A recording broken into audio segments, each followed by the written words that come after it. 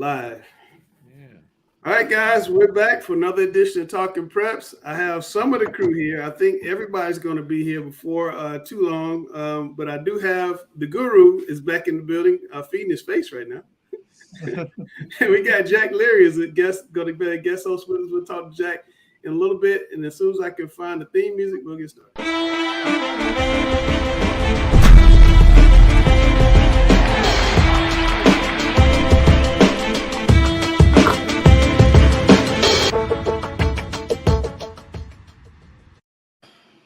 All right, we're back. We're talking preps. I want to kind of get right to a little bad news there. Richmond County has a kid.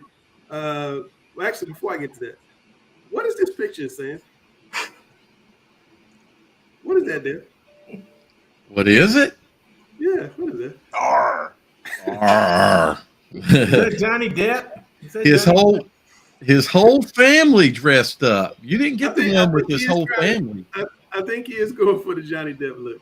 And that kind of it doesn't surprise me actually. I'm sorry Sam was here. I was making fun of him. I was hoping he was going to be on the screen, and I was making fun of him. I thought that was cool. I hope everybody had a great Halloween.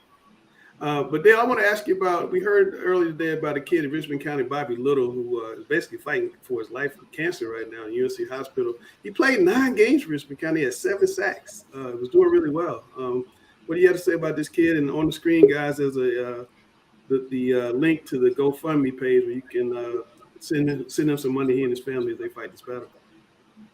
I don't know what to say, Langston. It's a heartbreaking thing to hear. I didn't know about it until Grice made us aware of it earlier today. Yeah. He was a contributor on the team. It's great that he was able to play and wanting to play. But Langston, I don't know. I'm at a loss for words other than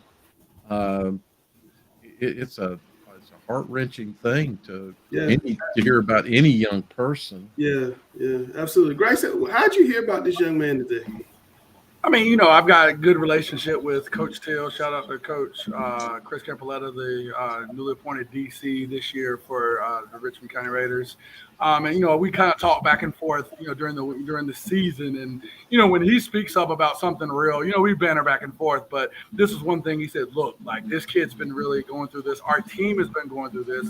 Another lesson where I always tell people, you never know what a team's going through. And I know Richmond County has received a lot of flack. This is something that they've really kind of been dealing with for a while. The kid, finding out, just recently. But, this is the type of kid that doesn't want people to know, doesn't want any excuse. And I think kind of goes with that no-nonsense, no-excuse nature that Coach Brian Till, leads with that. But, I really wanted to, highlight this and just say, man, that community, those kids are all A1 first-class kids. So I just wanted to highlight this and make sure people were aware of that, And again, sorry, if people, kind of feel like this is a little ham-handed or whatever, but this is a kid really going through some stuff, and I felt it was important for us. No, not at all. Very important. Yeah, very important. Definitely not heavy-handed. Just again, the links on the screen. You guys can donate money, as you know, any type of cancer battle, medical battle, going to the hospital, all of a sudden is going to be very expensive. Richmond County is going to play Holly Springs at 8-2 this Friday. I'm sure they're going to have a heavy heart, but hopefully they can, rally and play well for their teammates. So best of luck to Richmond County and best of luck to Bobby Little and his family. And with that, I want to welcome Jack Leary to the show. Chris, you're familiar with this young man. Yeah, man, I've had Jack working with my podcast and with NC Preps and things that I've done over the years. Good friend of mine and a friend of all of ours, Brian Hanks, who is a Northwestern North Carolina guy from up in Wilkes County, has worked, in Gaston County, Lincoln County, has been a sports editor and the news editor for the Kinston Free Press for a long time.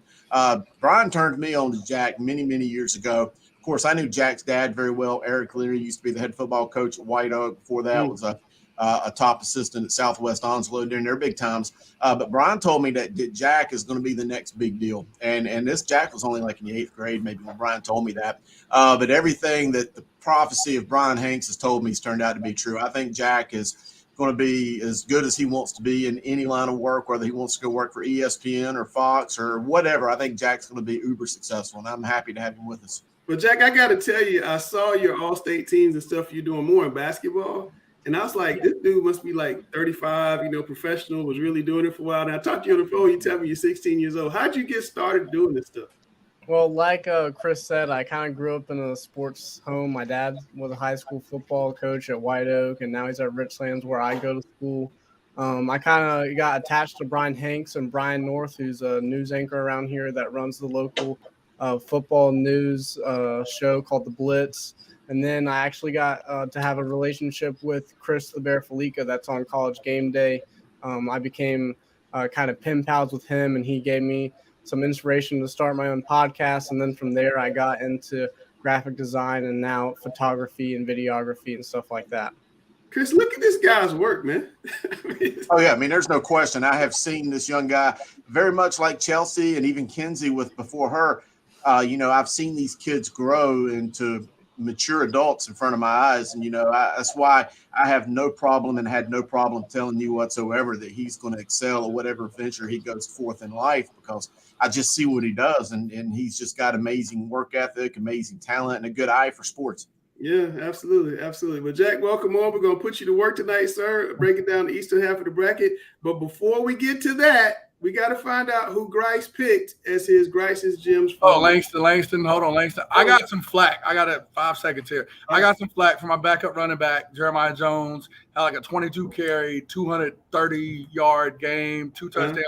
I got yelled at all practice. He told me I was terrible. I was the worst coach he's ever had because I didn't highlight him. Sorry you didn't make Grice's Gems. You are always a gem to me, Jeremiah. All right, let's run it. All right. Great ball player. All right, here we go. Grice's Gems.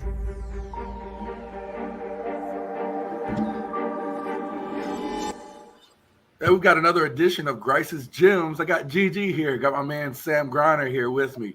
We culminated with week 11 of the regular season. The last week had some big-time performances in some big-time spots as we get ready to get into our second season, the playoff edition. So without further ado, let's get into it. First, we're going to go to Greensboro to Andrew Atmore out of Dudley. The junior quarterback in a 51-13 win over Eastern Guilford was 19 of 27 passing for 290 yards and 6 touchdowns. Also had 2 two-point conversion runs.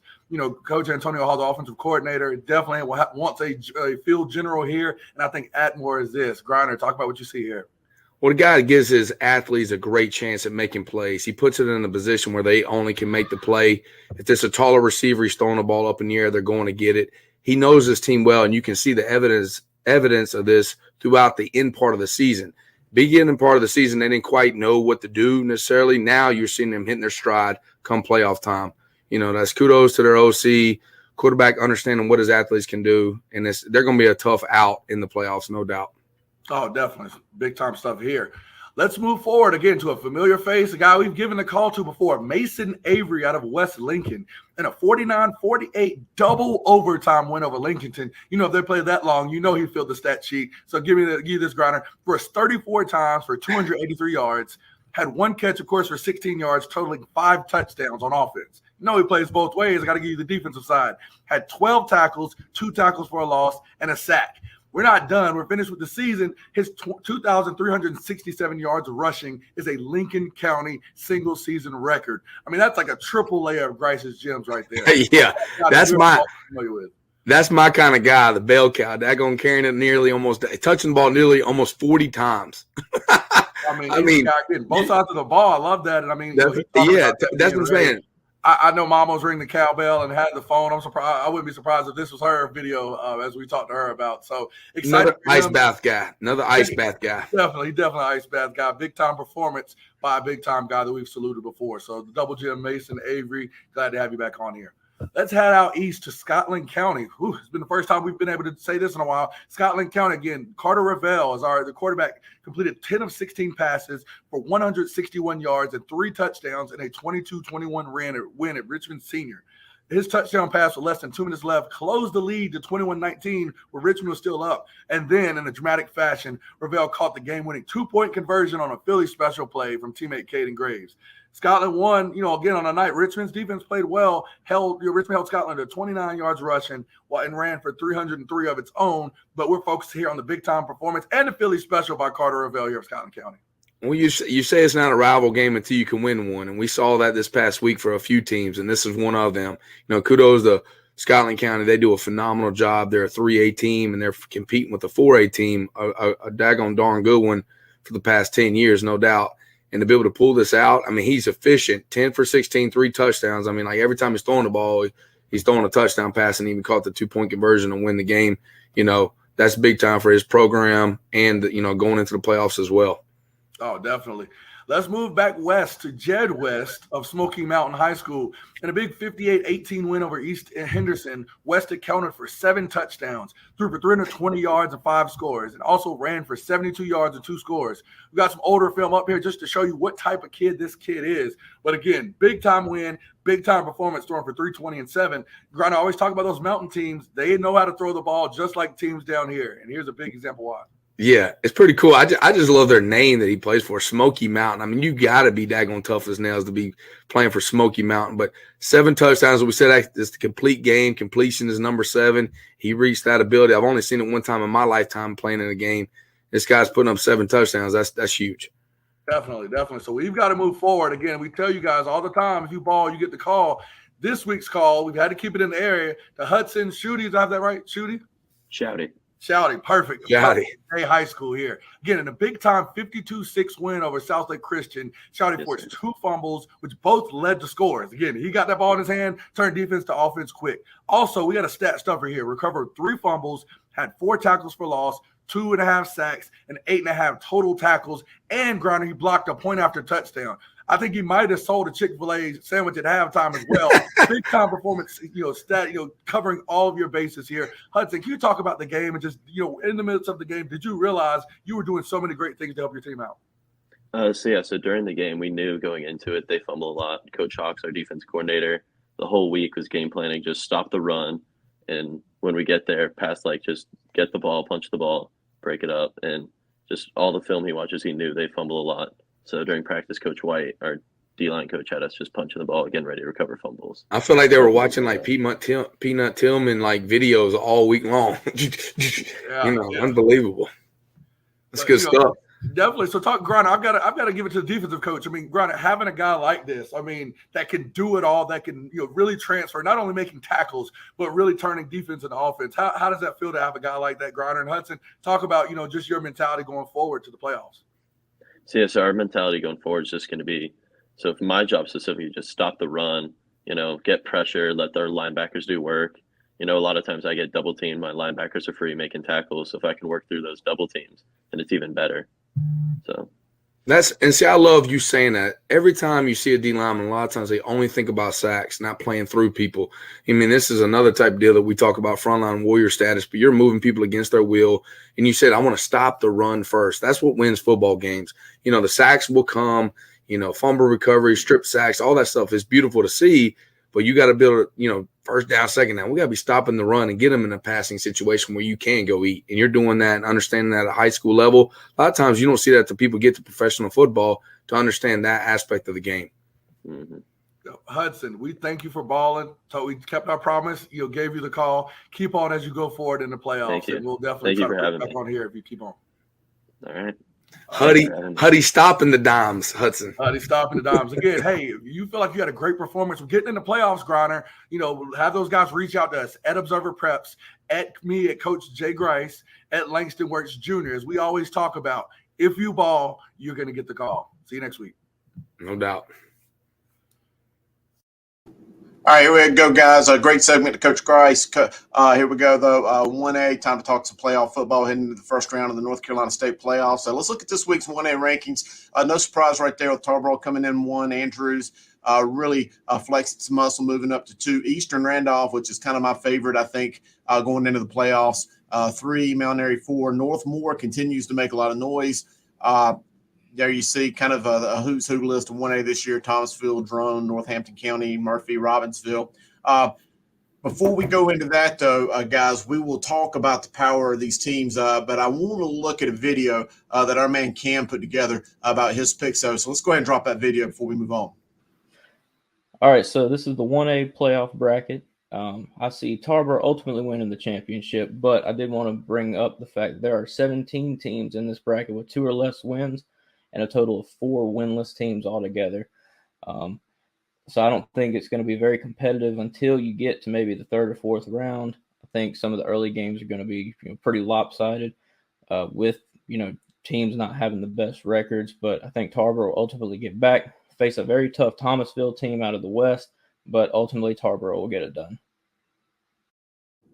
All right, guys, we've seen Cam's picks. We're going to start with the East. We've got our resident gurus of the East, my friend Sir Alex Bass. We've got Jack Leary, who we already mentioned.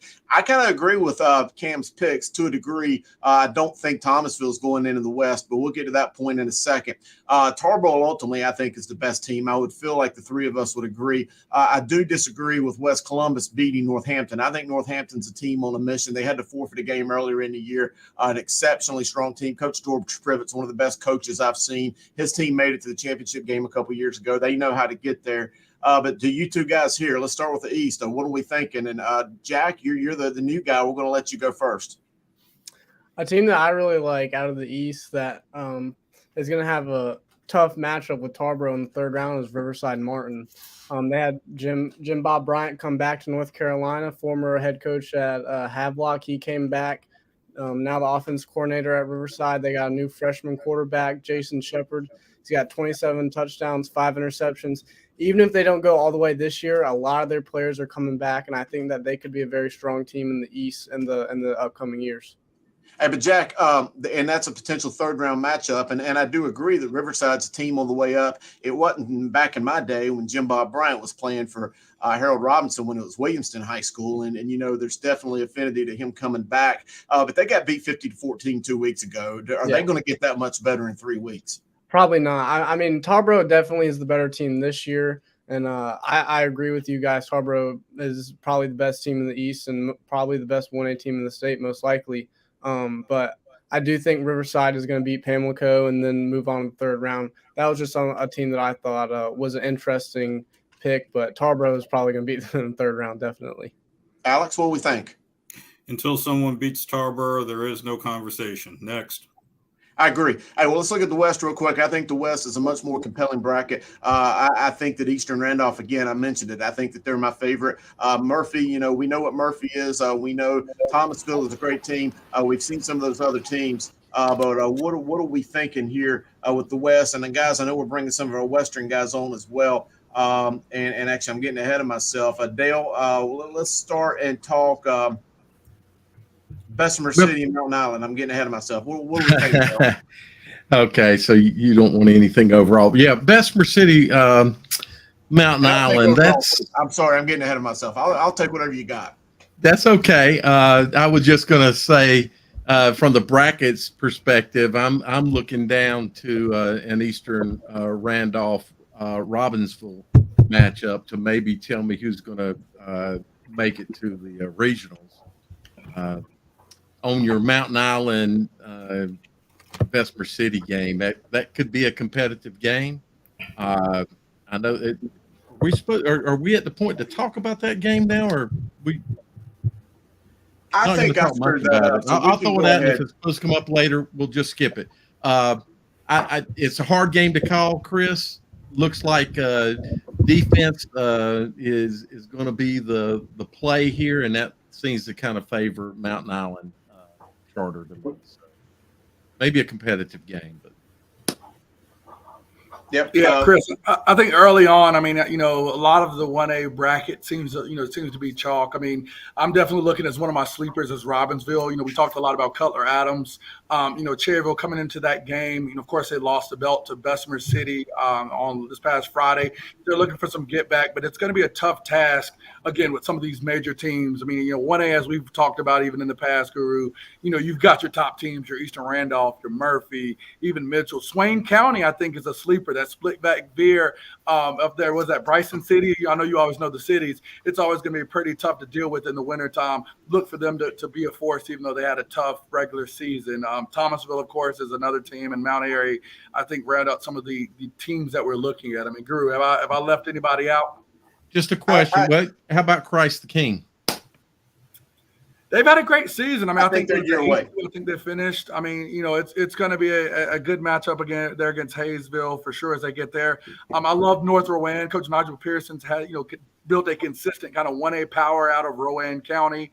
I think it's going to be interesting to see where Christ the King can go. I think maybe the first 2 rounds they may be okay, but that matchup is going to be compelling against North Rowan, and ultimately potentially, a matchup with Eastern Randolph is going to be a little surprising. Does anybody know how many students are at North Rowan? Just curious. Probably about 500. Really? That's what it is? That's significantly dropped over the years, huh? 6, maybe 6. I'm not sure. It's not. I don't have their ADMs in front of me. I got you. I just think that it's a 3-team race in the West. I think Eastern Randolph is far and away better, but Mount Airy is really good, and Andrews is just phenomenal. If I was to have a sleeper, though, my sleeper would be Drone. I think Coach Chris Powell and what they've done up there in Burke County, I think that's a pretty sneaky good team. You said Drone, right? You realize that Andrews automatically is in the conversation because Andrews accomplished something I don't think ever has been accomplished in North Carolina high school football history. Can anyone name for me a school that in the same season defeated Murphy, Robbinsville, and Swain? Yeah. Has that ever happened in the same season? 32 state championships among those 3 1A mountain powerhouses. Right. Andrews automatically is in the conversation with that resume. No question they're in the conversation. Yeah. I agree. Well, hey, let's shift our focus now to the 2A and look at the 2A brackets and the 2A rankings first. I think that 2A is just an astronomical conference, an astronomical classification. We look right there. Burns convincingly beat Shelby Friday night, 27-14. Monroe, again, a squeaker of a win over Forest Hills. I think that showed how good both these 2 programs really are. 2 rival teams right there in Union County. Reedsville, East Surrey.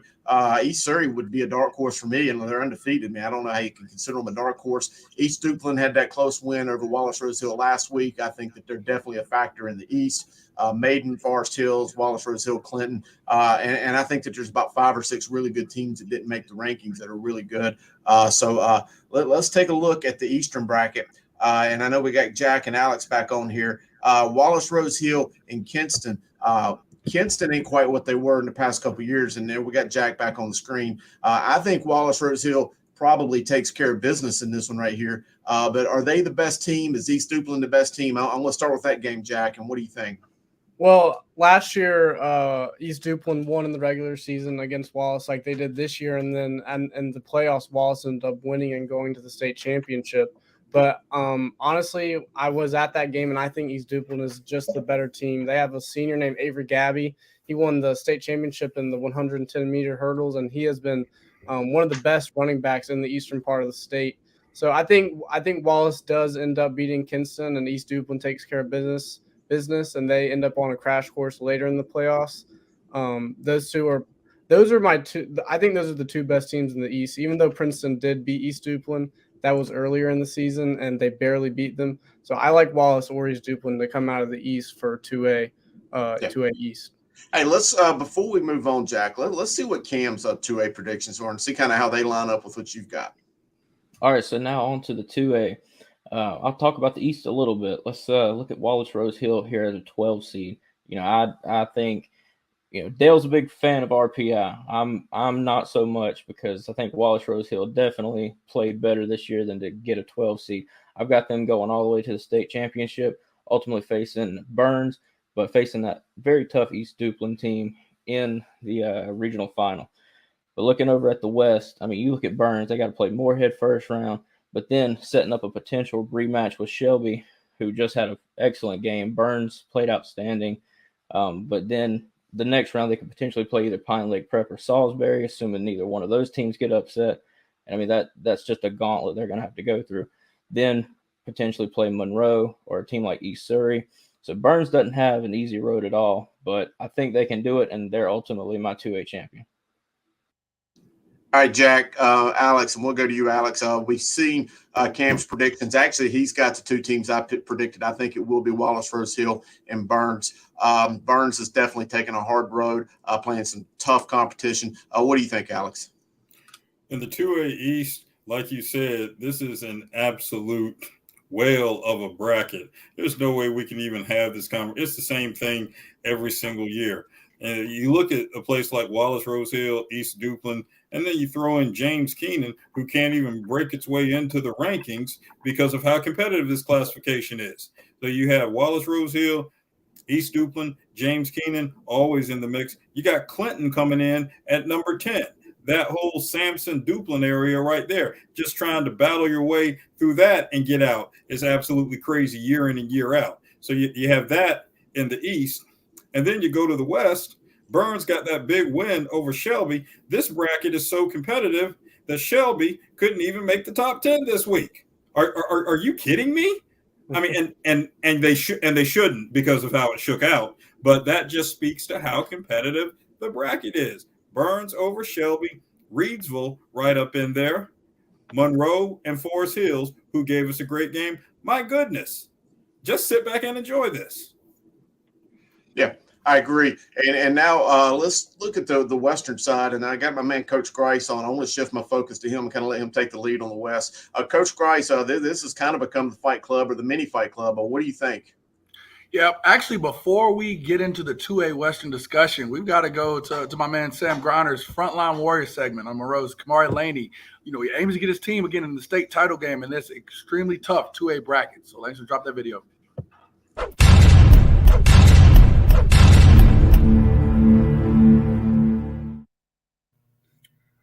Got another Frontline Warrior edition this week. We're going over to Union County, Monroe High School. We got Kamari Laney with us. Yes, Kamari, sir. how you doing, brother? I'm doing good. How about you? You had a big win this Friday. Tell me about the game. Oh, yeah. Yeah, it was intense one. You know, Monroe, Forest Hills. Everyone wants to call it like rivalry, but we've been running it for about 10, 11 years. So Really? Y'all haven't lost in over 10 years, so it's not a rivalry. Tell them, say it's not a rivalry until they can win. Man, I tell you what, I watched your highlight, and you really come off the ball. Mason Sledge, your offensive line coach, has always been, praising what you're doing for the team. 6'2", 280. Tell me about something you feel like. I feel like you're a mean person. All the frontline warriors that we have, you're mean on the daggone front line. I mean, you're knocking people's heads off. I love it. yes, sir. I just tried to, it came out of 3-man fronts. So I just tried to find where was needed. And when I got a chance to get on somebody to run the game, I tried to put them on their back. All right, man. Well, I'm going to be pushing for you. I think you do a great job. You finish people off. We want to see those type of things when you're a frontline warrior. You're doing everything you're supposed to do. I really appreciate everything, and look forward to seeing you guys further in the playoffs. Let's make a big run. All right? Sure, appreciate it. Appreciate you. If you guys want to be on the next Frontline Warrior playoff edition, this is when it matters. It starts getting a little colder. Please contact me at Coach Sam Griner on Twitter or Instagram, or at Charlotte Preps on Twitter or Instagram. Look forward to watching you. All right, we're back here. Now we're going with the 2A West, which, again, is a tough bracket. I'm going to toss to you some guys for some commentary to see what you think. Gary, I've got to toss to you, which I think might be one of the more higher-scoring games in this first round. That's East Gaston, the community school. You know about QB A.J. Sirianni, who's been throwing for video game-like numbers. Can you give us your take on this game? Nope. Can't give it to you. I don't know anything about either school. Hey, well, again, Community School of Davidson's been putting up buckets. They actually won their conference championship, clinched it over Pine Lake Prep, this past week. Again, QB's been doing it, putting up excellent numbers. East Gaston themselves been having a pretty good year. I'm expecting, I think Community School is gonna do a lot on offense, and hopefully East Gaston's able to stop them. But I think it's gonna be one of the most intriguing games. The other one, number 2 on my list, is Shelby at Forest Hills. So Cam, can you talk about that? Yeah, I think this game could be really close. I mean, I like Shelby in the end, but I mean, I think it could go either way. Forest Hills, a great team. I think Shelby just has the experience. I think they can get it done, albeit they're less than stellar record, especially for a program like Shelby. Alex, what do you think here too? I mean, again, I think this is the most intriguing game. Maybe definitely my top 3 all week as far as Friday night what we're gonna get. So, what are your thoughts there? This is an epic matchup because of the competitive prowess of both teams. I'd also like to point out the Forest Hills defensive coordinator, Frank Thomas III, is a Crest graduate, calling the defense against Shelby in the playoffs. This game already was compelling. It goes to another level right there. No, I agree with you 100%. I mean, and even looking at this 2A West, I mean, we know about Reedsville. Again, they're battle tested. You know, I think one of their only losses was to Page. I mean, they're playing, you know, good competition. We look at Robinson. Robinson's been the sleeping giant. I feel like that hasn't seen a lot of, you know, tough competition. But we know, again, we talked about David Hobbs. They've got the star power with that team to make a deep run. I think if Robinson and Reedsville can get there, there'll be something interesting. I mean, Chase there with Marquise McComb still lurking in the wings with our darling last year, Mr. Football. He's still putting up big numbers. That's going to be a tough matchup if they can both get through their first round games. We see Maiden there with Chris Culliver. Again, there's not much to say there. They're going to be a handful for Polk County to deal with as well. You know, I think we've got a lot there on that bottom side. If Shelby can get through that first round game, you do not want to play Shelby if they're getting rolling with Dalen Lee, Zay Bridges, and that cast of characters. So I think this 2A bracket, you know, we highlight, of course, Pine Lake Prep there is going to be a tough out. Salisbury, with Clayton Trivet there is going to be a tough team. We've got some big names and big numbers in this 2A West bracket, but, you know, I think some of the names will remain supreme. Do we see any upsets? Langston, what are your thoughts? You're on here finally. What are your thoughts as far as the 2A? Do you see any upsets outside of the cream of the crop? I think I still like Shelby. I've been on Shelby all season long. I thought that, you know, we didn't have them in the poll. I thought, you know, they played a tough schedule. I know Burns beat them the other day. But I still think Shelby, come to playoffs, are going to kind of figure it out. They're kind of like Chambers. They figured out when we get to the playoffs. I still think they're going to be a menace in the playoffs. I think Burns is going to be a menace in the playoffs.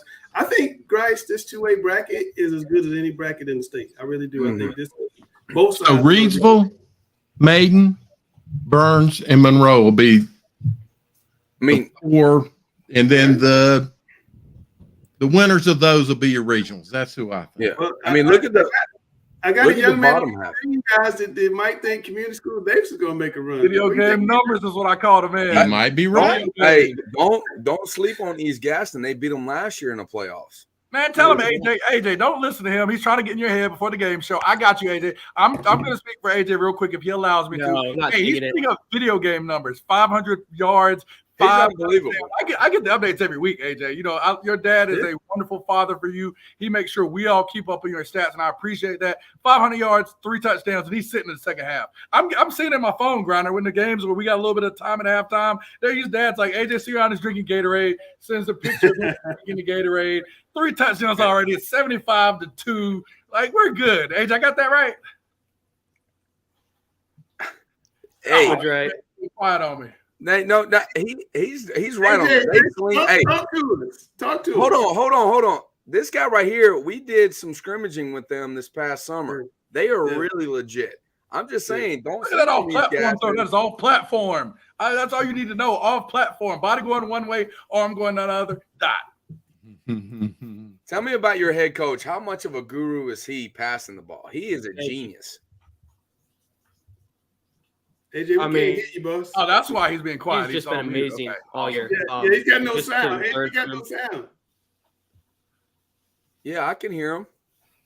You can hear him. I can't hear him. AJ, say something. AJ, say something. It's live TV. I think he's frozen. That's the problem. He's not frozen. He's not frozen. Hey, can you guys hear me? Yeah, we can hear you. Now we can hear you. Yeah, I mean, all right. Tell us about this season.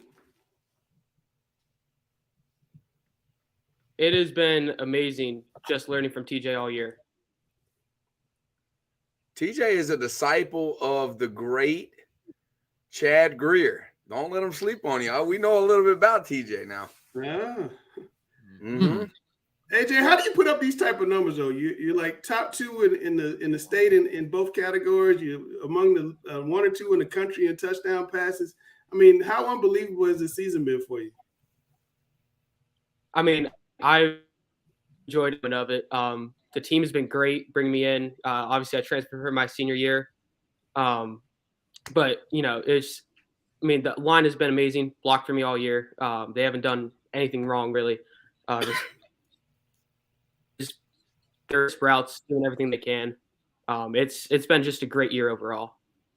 Yeah, absolutely. Well, tell us about the playoffs. What do you guys want to do in the playoffs? I know you won 8 or 9 straight games. You beat Pine Lake Prep in the conference championship the other night. A lot of momentum. What do you think can happen in the postseason? We're just gonna take it one game at a time. We think we have a chance to go all the way, and as long I think we can do that.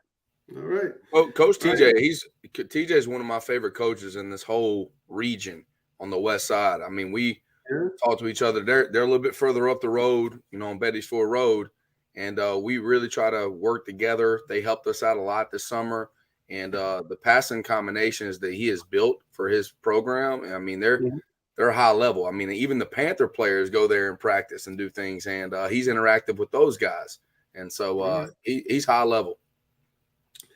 All right. Well, when you come on the show, you have to take on Coach Griner in the game show. So it's a multiple choice game. You'll go first on your answer. Let Alex read the question. Dale will read the second question. We go back and forth. I only ask that you beat him. That's all I ask you.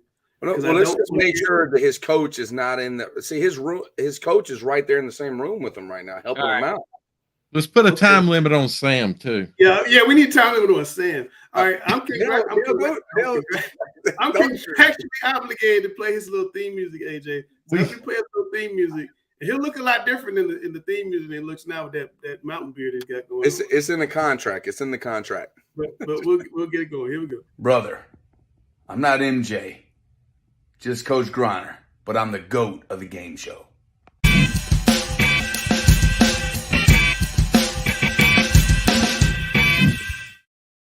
Mr. Bad. We'll use that for intimidation purposes. All right, Alex, let's go. Alex, are you there? He's on mute right now. Yeah, unmute Alex. Let's try it again. All right, Patrick Mahomes called it the throw of the year. NFL Films said it traveled further in the air than any NFL pass in 10 years. How far in the air was P.J. Walker's TD pass to DJ Moore Sunday in Atlanta? A, 62 yards, B, 67 yards, C, 71 yards, D, 69 yards. All right, AJ, let's get off to a good start. What's your answer? I think I'm going to have to go with B here. B, 67. Samuel, did you hear the little clicking sound in the background? He's got like Google. He's working Google right now. Man, you can't even Google that fast. What's your answer? Good gracious. All right, I'm going C, 71 yards. C, 71. You were down 1-0. It was 67. I'm telling you, man, this don't have a good feel. Like, look at he's looking two different screens.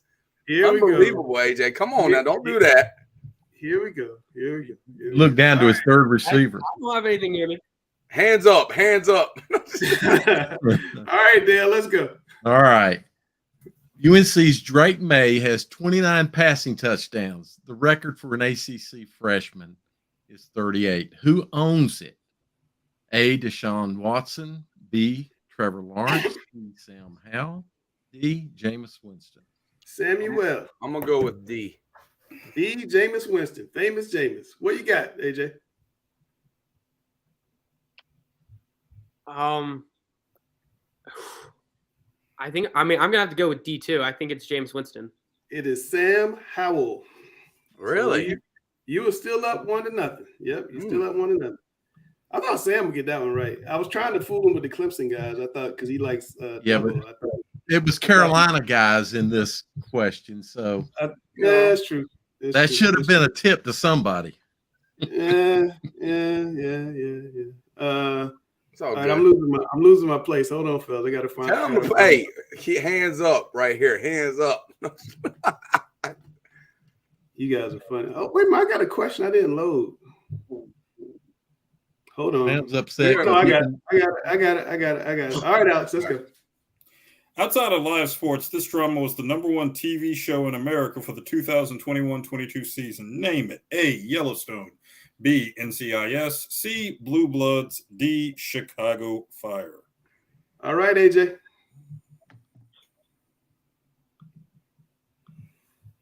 Man, I'm just gonna have to guess on this one. I think I'm gonna go D. D, Chicago Fire. What you got, Samuel? I'm gonna go with my favorite show, Yellowstone.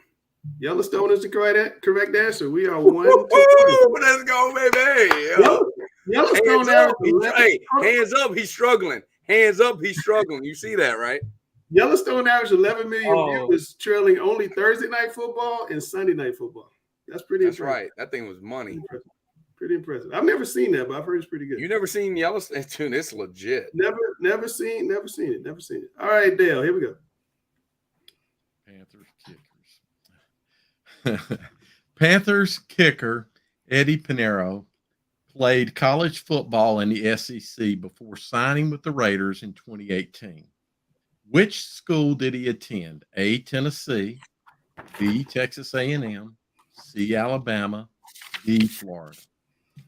Samuel. B, Texas A&M. Texas A&M. What you got, AJ? I think it's B, Texas A&M. It is D, Florida, and we're going to the last question tied. And I mean, I could play this smart right here. We'll see.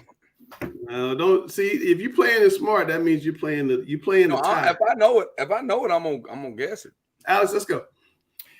It's the #1 show on Netflix and is hosted by Nick and Vanessa Lachey. It's about men and women who get engaged before they meet. Name it. A, Love Connection. B, My Future Bride. C, Love is Blind. D, Return to Reality. AJ, it's on you, man. All the pressure. It's 3rd and 10.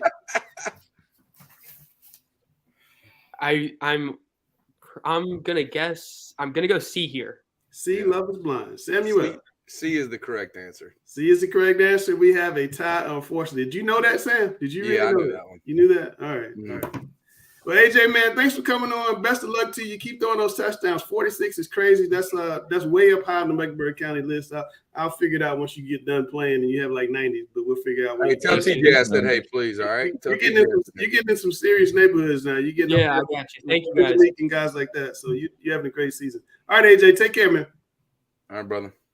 All right, that's AJ Sirianni of all right, we got to find out who Cameron picked in 3A. Then I'm going to bring Chris back and we'll do the 3A rankings and bring back our panels and break down the 3A class. All right, and moving on to the 3A. You know, we look at the east side, and I think Havelock and 71st are the favorites to come out of this potential side. But when you look at Havelock, I just think they have a little bit of advantage over 71st. But when you move to the west, I mean, this is a dogfight. You got West Charlotte as an 8 seed who could potentially have 2 home games, but obviously not played at West Charlotte. They would be played at Waddell. You got Kings Mountain, who I think is the odds-on favorite to win the 3A. And then you move down the bracket a little bit. You see Dudley and South Point there. That would be a huge potential matchup. Dudley beat South Point 38-0 in the 2021 regional final, and eventually Dudley won the state championship.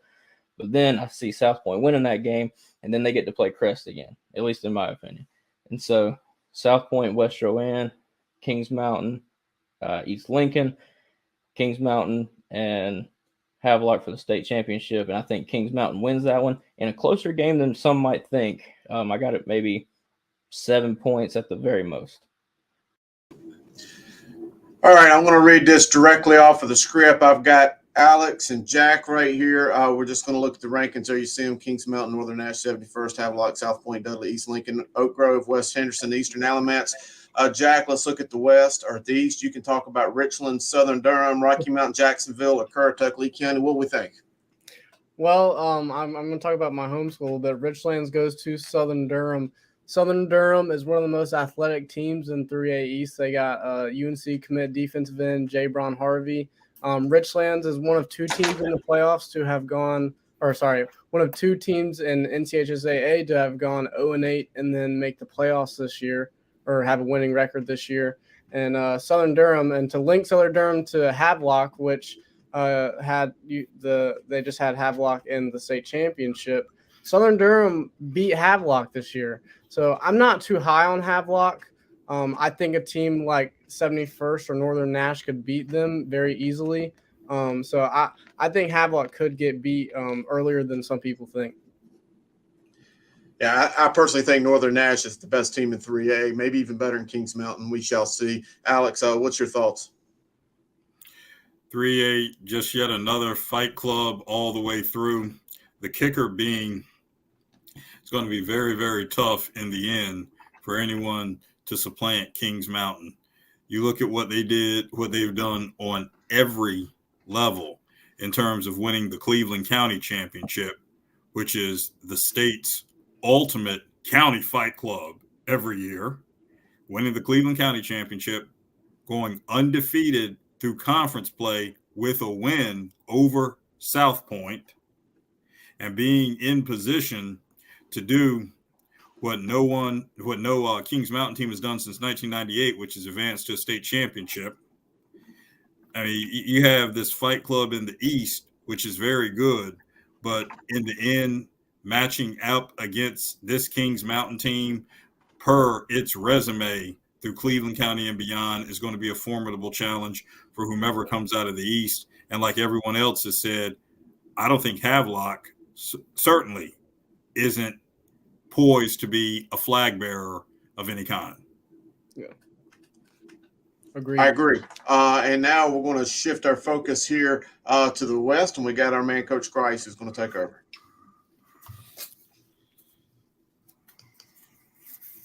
Oh, I'm on mute. All right, that sounds better. Yeah, I think this 3A bracket is tough. I've called it the harder bracket than 4A, and I think maybe this first round might lead to, a little bit more chalk. But I think that you're going to see as it gets into the second and third round, you got some big time games. I think everybody's kind of giving Kings Mountain the shoe, kind of the shoe into the regional final and state final. That second round game against Central Davidson is going to be a tough one. Guru, we talked about Keyshawn Breedlove from Central Davidson, that running back.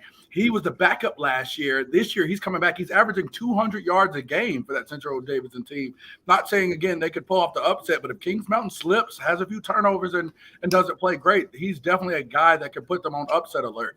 I do think that they have the opportunity to be successful. We go down here to this West Charlotte Stuart Kramer game. Dale, can you talk about that game and just the implications? Yeah, so these two teams faced each other last year in the first round. It was a 34-10 game. I thought going into that game it might be tight, and it looked early on like maybe Stuart Kramer is going to be able to make a game of it, but ultimately it didn't turn out to be much of a game. I think this year when I looked at things, I see that Stuart Kramer's best points don't match up well with what are West Charlotte's best points, which I think is defense. And then it looks like West Charlotte maybe has some offensive things fixed. And if they have, that's not going to bode well for Stuart Kramer, because that is by far their worst point, which is their defense. So. No, I agree 100%. I think moving forward, we look at High Brighton is going to be a tough team. Northwest Cabarrus Ashbrook. Northwest Cabarrus 9-1. Coach Eric Norman, ironic, could potentially be the coach of the year. Definitely for that conference, maybe even a larger scale for the county, has done a fantastic job with that team. I don't think he gets any favors facing a tough Ashbrook team that has hung with Crest in their conference and played a lot of tough Gaston and Cleveland County teams. So that'll be a game I think to watch for sure. That's one of those. If there's an upset, I wouldn't be surprised. But I do think that Northwest Cabarrus team, if they can get through Ashbrook, that team is going to go pretty far, the winner of that game. East Lincoln and Ashe County is another one I've got my eyes on. East Lincoln's had a phenomenal year. I think they either are undefeated or only lost one game at the most. They come in and face the Ashe County team, air raid team from the mountains that's been averaging about 30 points per game so far this year, even with their record not being great. So one of those situations, East Lincoln hasn't had a tough strength of schedule. They face a team that can put up points. So that one will be a tricky game, even though I would think East Lincoln should be successful there. Dale, another West Side team or team from your neck of the woods, Oak Grove and West Mecklenburg. I think that'll be an interesting game. We know West Meck's battle tested, though. I think Oak Grove's going to be tough as well. Yeah, that's one I was looking at and kind of scratching my head as to whether West Meck can maybe pull an upset there, because they are battle tested. But I'll say something. I think West Meck's defense is one of the better defenses in this, 3A bracket. I think a lot of the teams are not going to be able to see their type of speed and the ability every team they've played against, think about it, like even Chambers and other ones, it's been tight games early on. It's just, those great teams that are in that conference that we play in, could just overwhelm you with just the depth and the size and the speed over through the course of the game. A lot of these 3A teams are really good, but they don't have, national rank capabilities like Chambers, Mallard Creek, and Huffs. And so when you got a team like West Meck that didn't get in the playoffs last year, they want to make a name for themselves, and you got to win some games here. I think South Point's a team that can, I didn't hear anybody mention. South Point's deadly. We hadn't got down there. Yeah. No, I meant in the earlier breakdown of things. But Hickory's gonna be tough. I mean, I think that's an offense that that's gonna be good. I mean, Coach Joe Glass, he's got I can't think of the old Independence OC or the head coach. That's the OC now for him. Griner, you know his name. Bill Galler. No, Galler, that was a DC. That's right. He was the DC. Goodness, I can't. He's going to kill me for this too. But he's been doing a phenomenal job. Strong's down in Strong. I'll get it in a second. I apologize again. But hey, they've had a great offense. We had some kids from them. We've highlighted as players of the week for us. So I mean, I think they can score points with South Point. That'll be interesting if they can handle that offense. But they've been phenomenal. Another game I think it's going to be interesting there. Dale, Crest and Statesville. We talked about Crest. They get a tougher draw. I think with Statesville, their coach Rydell Cowan, the head coach, he's got those guys really going, and they've played some good competition as well. What do you think about Crest this year, and what are their chances? Well, Crest is – I don't think Crest is performing at a level that I thought they would be at this point in the season. And the Statesville could be a dangerous team for them. I could see an upset, if you want to call that an upset. I think Crest, they run the football too well. I mean, Crest is you got to think about it. The temperatures are going to drop. Winter is coming, and you got to be able to run the football and get on D. And somebody look up the weather for Friday night. not quite there yet, but I just want to know one thing. Who does the 3A rankings? Because we ain't been in our top 10 in a minute, but I guess we got to win some games to get up in there. Win some ball games and you'll get there, bro. Wes Henderson's another team. Don't try to sleep us in there when we start roaring, and I don't want to be. No, definitely. Again, I think that we've had some got a great bracket here. I love this 3A, but we've got to go here and see what Cameron really chose here for the 4A Fight Club. That one's a tough one. I'm ready to see what he chose. All right, and now to the big boys, the Fight Club, as we've been calling it all year. So we look at the east side. You got Cardinal Gibbons at a 5 seed. I really like their road. They got that matchup with Millbrook in the second round potentially, but at the same time, I think Cardinal Gibbons defense, Alex Bass, the contrarian, likes to push Nick Drew, and I think that defense is going to be way too tough. I've got them coming out of the east playing New Bern, but New Bern actually beating them in the regional final. Excuse me about that. But then I got Huff and Chambers in the West regional final. But let's break down the West. There's a lot of upsets I picked here. I actually picked Charlotte Catholic over Grimsley in the second round, getting that rematch with Independence after Independence gets through Page and Olympic. Then I got Independence actually beating Charlotte Catholic, getting over the hump. DJ, if you're watching this, just run the ball, my man. Just run the ball if you got to lead in the fourth. But then you got Huff, Providence, Mallard Creek, and Audrey Kell. I think this is absolute atrocity that Huff and Mallard Creek, 2 state title contenders, have to play in the second round. It really eliminates a top 5 team either way you look at it, in my opinion. So you got Huff and Mallard Creek. I think Huff's defense, Mallard Creek's defense, they're right there neck and neck, but I think Huff's got a little bit better offense heading into the playoffs, so I can give them the edge. But then you got East Forsyth, West Forsyth, Asheville, and Mount Tabor. I was back and forth on that Asheville-Mount Tabor game. Kind of just looked at some stats, saw that Mount Tabor is pretty solid running the ball. And then East Forsyth, man, they, as a 4 seed, I don't know how they didn't get the 1 seed in the West. They've been playing great all year. So then moving down to the bottom quadrant, you got Watauga and South Iredell. I think Watauga wins that game pretty easily. Northwest and Southeast Guilford, it's a 14-19 matchup. You kind of just break down a few key things, and I think Southeast Guilford, if they can manage the clock, I think they can win that game. You got Weddington and Marvin Ridge. 2 big rivals, conference rivals in the first round. I think Weddington gets the job done. Same thing with Cox Mill and Lake Norman. Conference rivals, Cox Mill gets the job done. But then I think Cox Mill's playoff run comes to an end when they have to face Weddington. I think Weddington can run the ball well. They got a great tight end. I just think Weddington has the advantage there.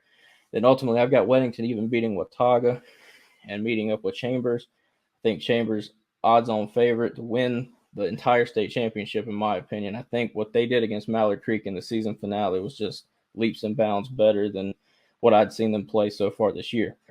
I think Chambers gets the job done. The lick back's real. Interesting commentary there from our friend Cam. Good job to you, Cam. We're going to shift our focus now to the 4A, the 4A Fight Club, as Coach Grice likes to call it. Before we do that, we'll take a look at this week's 4A rankings, the final regular season rankings of the year. There you see it right there, number one team in the state, East Forsyth. Coach Todd Willard's Eagles continue to fly. New Bern right there in the second place. I do think that's a foreshadowing of the state championship game. That's just my opinion. Huff, Chambers, obviously we know how good they are. Independence, doing a great job. There you see Alex Bass's Cardinal Gibbons team, Charlotte Catholic, Grimsley, Mallard Creek, Hillside, and really I could go about 25 or 30 teams deep of teams that are exceptionally good football teams in the 4A. But we're going to start here with the Eastern bracket. Jack, I'm going to send it to you. It's a compelling bracket. Looking at the script, we've got New Bern and Sanderson. I don't think that's a game. Cleveland Topsail. I don't think that's a game. Leesville, DH Conley would be the best of that three. Anything else that kind of tickles your fancy, Jack? I think the two best teams in 4A East are New Bern and Cardinal Gibbons, and I think that would probably be what most people are predicting for the Eastern Championship. And right now, I'm prompt to say New Bern will win that game, but I am worried. New Bern's only attempted 28 passes on the season. A good, strong, well-coached team like Cardinal Gibbons is going to force them to throw the ball a little bit, get them outside of their comfort zone. And then I think another team in 4A that could make some noise is Cleveland. Sophomore quarterback Jackson Bird. He's thrown 31 touchdowns, 3 interceptions. I think they could also make some noise. Alex, but before you go, Jack, I just want to give you, if I had my little shiny toy, my little bell that I used to use from Mars Park, I'd have gave you a few dings right there for that excellent commentary talking about New Bern's inability to throw the ball. I do think that that's something that will rear its head potentially as the playoffs go on. Alex, before you go on, there was no mention of Millbrook. I still contend that Pinecrest is a team that could potentially wreck a bracket in the East. They've shown the ability to be really good. And even if I was going to go with dark horse, nobody's really talking about Hillside. I mean, they're a team that has kind of quietly ran themselves to a 10-0 record. Alex, what do you think? Let's begin with Millbrook. I had a chance to see Millbrook a couple times this year.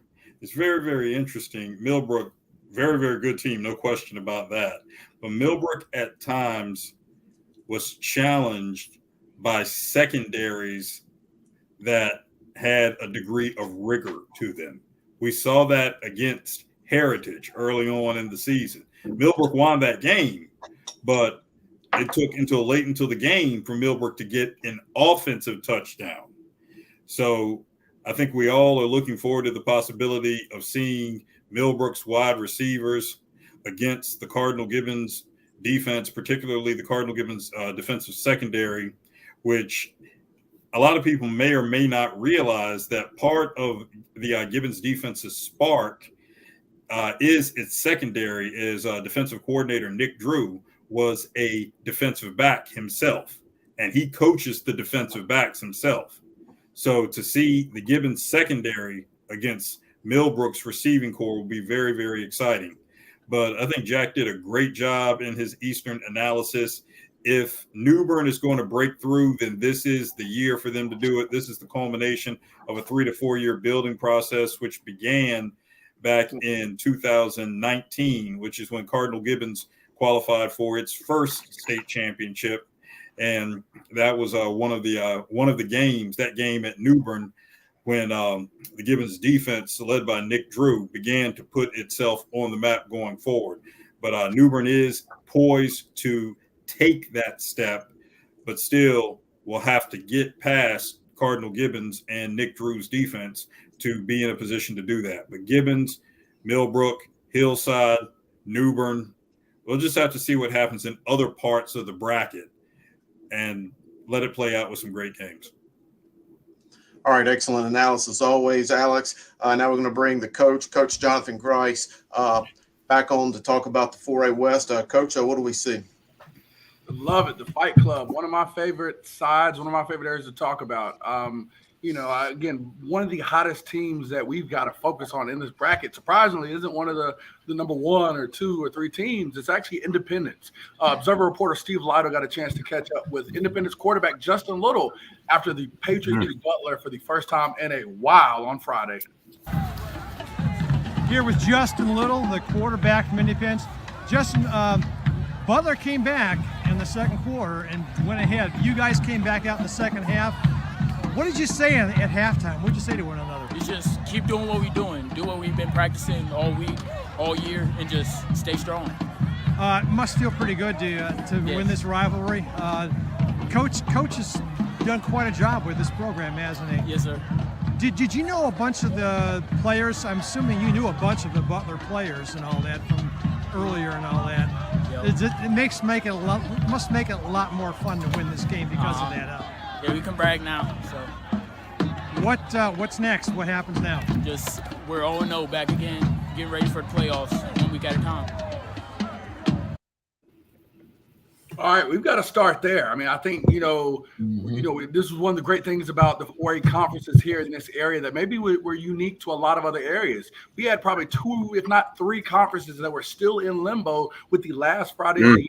I'm going to go to the panel again for open discussion here. How far can Indy go? We know they got a first-round matchup with Page, who played Grimsley tough, so they start there. I'll open this up for discussion. How far can Indy Me.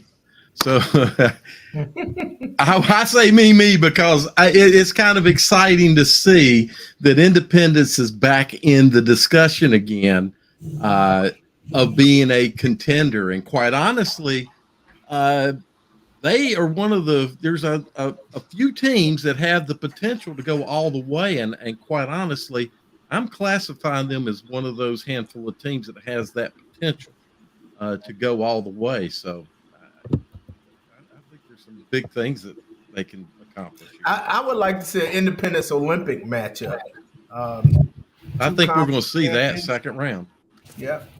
I personally think Independence is the most complete team you're going to see. Now, there's some dynamic areas in other teams, Chambers and defense from Huff, but I'm talking about a complete team, really good defense. They got to be able to close out games, but you're talking about sound offense where you can't get a beat on them. They're able to run the ball really, really well. They're really able to throw the ball well. You got a young quarterback that doesn't understand that he's a sophomore. I think they're going to be a tough out in these playoffs. I think that if they catch fire, I think Cox Mill has a very capability. They're very balanced as well. It just depends on how well their defense upholds. Cox Mill, Independence defense, both of them, if they step up, I think they can make deeper runs than what people are thinking, personally. Dale, we got to go to you. Big time game from one of the teams on the south side, probably their biggest game of the year. Got RGKL at Mallard Creek. We know RGKL had that tough loss for the conference championship, effectively versus Olympic. How do you think they match up against one of the probably best defenses in the city in Mallard Creek? So I think this is a lot like the Weddington game for them. And in that Weddington game, where RGKL faltered was after they were up. And then Weddington was able to come back by punching them, a lot of physicality. They kind of wilted back. And I love the RGKL program, all the kids around it, but they're going to have to play tough in this game because, quite honestly, they're going to see physicality at a minimum the same level that they saw with Weddington. So it's going to be this is a tall wall to get over, I think. I can understand that. Cam, we're talking to you again. So Lake Norman Cox Mill, again, I always tell you guys I don't talk about my other teams, but I think someone like you, Cam, who's seen both of the teams in action, what are your thoughts there? Again, a conference rematch from literally 3 weeks ago. What are you looking for in this matchup? I don't see it being close, if I'm being completely honest. I think you guys at Cox Mill, you roll again. Like you said, it's a rematch from just a few short weeks ago. I don't think either team has either gotten so much better or worse in that short amount of time. So I think you guys, take it pretty easily. All right, Gary. Taking it back to some of your old stomping grounds. To me, this is the best game on this slate in the first round, and probably the best game out of all 4 classifications. If there was a game that I could go to if I didn't have a game to attend, it would be Hickory Ridge at Butler. I think this is going to be a rocking game with 2 excellent teams that kind of got to the raw end of the deal due to some late season losses. Can you give me your take on this game? Well, from a Hickory Ridge perspective, is which team shows up. I mean, I think they've been Jekyll and Hyde all year. They blow out average teams, average to bad teams, and then when they play competitive teams, they don't show up. So they've never beaten Butler before. Prior to realignment, they were in the same conference as Butler, and played them a couple of close games in Butler, but never could get over the hump. And that's what we've talked about Hickory Ridge all season. Can they? Jason Seidel was able to beat Butler that one year on their homecoming, but that was Can they compete with the big boys from Mecklenburg County? And of course, Butler is one of the big boys from Mecklenburg County. So talent-wise, it's probably even, but Butler has big game experience, and Hickory Ridge hasn't lived up to the big games that they've had on their schedule. So, it's a new season for everybody, so maybe they change that. But if we're just going on the eye test from what I've seen this season, I expect Butler to win. I understand that. Got to hit the guru. Hey, this is, again, probably one of the biggest games on the slate. What is your take here, Hickory Ridge Butler? Well, I think I've got to go with Butler. I think Butler is probably the better team. I agree with Gary. Hickory Ridge is so Jekyll and Hyde. You don't know which team is going to show up sometimes in some of these games. I think potentially wise, I think Hickory Ridge very much has all the tools they need to win the game, and they very well may, but I just feel like for whatever reason, Butler is just a little bit more physical in a few different spots, although Butler's got some concerns. I wonder about Butler's secondary and some things like that. But another team that I just want to throw out there that I think a lot of people are just completely overlooking, and it's a big if they can get around this first round game, but I have a feeling that they might. I just have a feeling that Reagan's a team that if they can get past Charlotte Catholic is a team that could easily knock off Grimsley in the second round and potentially even wreck that top half of the bracket and end up playing Mallet Creek in like the fourth round. I just think that Coach Josh McGee's Reagan team, they got some great looking young talent on that team. That I just think a lot of. I just think that's a team that everybody continues to overlook. And even if you go back and look at Reagan's games against East Forsyth and some of the other big teams, almost beat Grimsley earlier in the year, I think this Reagan team's a dark horse that nobody's really talking about. No, I agree. I saw them actually scrimmage Shelby early in the year, and I mean they're an aggressive team. I think, like you said, it's battle tested. That has that ability to hang with any of the teams out here. Cam, I think you said you had something regarding Hickory Ridge Butler. Yeah, going back to that game, I picked Hickory Ridge. They're actually my sleeper in that bottom right quadrant. I've got them going to the third round and ultimately playing Chambers, setting up a rematch of not only this season but last year in the playoffs. But I think Hickory Ridge, like Gary said, which Hickory Ridge team will show up? If the one shows up that, has a great offensive scheme, plays good defense, shows up, I think they could very easily beat Butler. But if you got the one that, folds under pressure like the one against Chambers this season, I think, they could very easily lose. So it's kind of up in the air, but I ultimately see them winning and probably beating Mooresville in the second round. Ooh, you guys are disrespecting Mooresville. They already beat them. What more can they do? I mean, they've already pounded. Hard to beat a good team twice. They pounded them by it was close. I do think we are undervaluing Mooresville. I mean, I think the running back Howell's one of the best running backs in this state, and I think he's definitely isn't looked at in that same way. But one of the big matchups to me with this Hickory Ridge Butler game, I think, is the Hickory Ridge receivers versus that Butler secondary. I think, that's going to be a challenge they've got to step up to. We talk about the guys in the box, the Coleman brothers are extremely tough inside the box, but we know Hickory Ridge, and Gary, you can attest to this more than I can. If they don't run it more than 15 times, offensive coordinator Nick Entos is fine with throwing that ball all around the park. And I think Caden Haywood is the best quarterback that Butler secondary has seen all year. So I'm excited to hear about that matchup between Zach Lawrence and Caden Haywood. Who's able to be more successful? Who's able to limit those turnovers? I think that's been a key in those Butler's games where they've lost. You talk about New Hanover had the fumbles and the picks. You look at the Independence game, had a couple and just starting slow. So if there was going to be a Grice game of the week, it would have been this game for sure. But also, again, I want to get you guys' thoughts on Chambers. Again, they started the year number 1 in the Sweet 16 poll. They lost a couple tough games. I mean, I think that most teams would have, but we see they're turning around at the right time, giving one of their best performances of the game against Mallard Creek. Cam actually was out there and caught up with some of the Chambers guys after the game. All right, KC, just opening thoughts on the win over your all-tribal. It was an amazing team win. Team played great overall. Offense, defense, special teams. Everybody played great. And so, what do you think the team needs to improve on heading into the playoff season? Just execution. Coming out second half, we started a little slow, but we started to pick it back up. You feel me? So just an execution part. And are you feeling healthy now? I noticed earlier in the season you were a little banged up, came out in the game, a little shaken up. Are you feeling healthy, ready to go? Yes, sir. Definitely. Yeah, we are definitely ready for playoffs, for sure. But our game plan to come in and stop the run. We didn't think they could beat us throwing the ball. We thought if they get into throwing the ball, that's sort of our game. That plays in our hands. So that was the game plan. So heading into the playoffs, what are the few, knick-knacky things you want your guys to clean up on? First of all, we got to clean up on penalties. We got to play better against the run. And then we got to tackle better, too. I thought we tackled poorly in some spots as well. We slung some guys around instead of putting our pads on them. We got to get better at that. And you said set the tone. What's this do to really set the tone going into playoff season? Our goal is to have an undefeated October and just to have momentum into the playoffs. It's good. We'll see what the seeding process goes, but at the end of the day, I feel like we're one of the best teams in the state.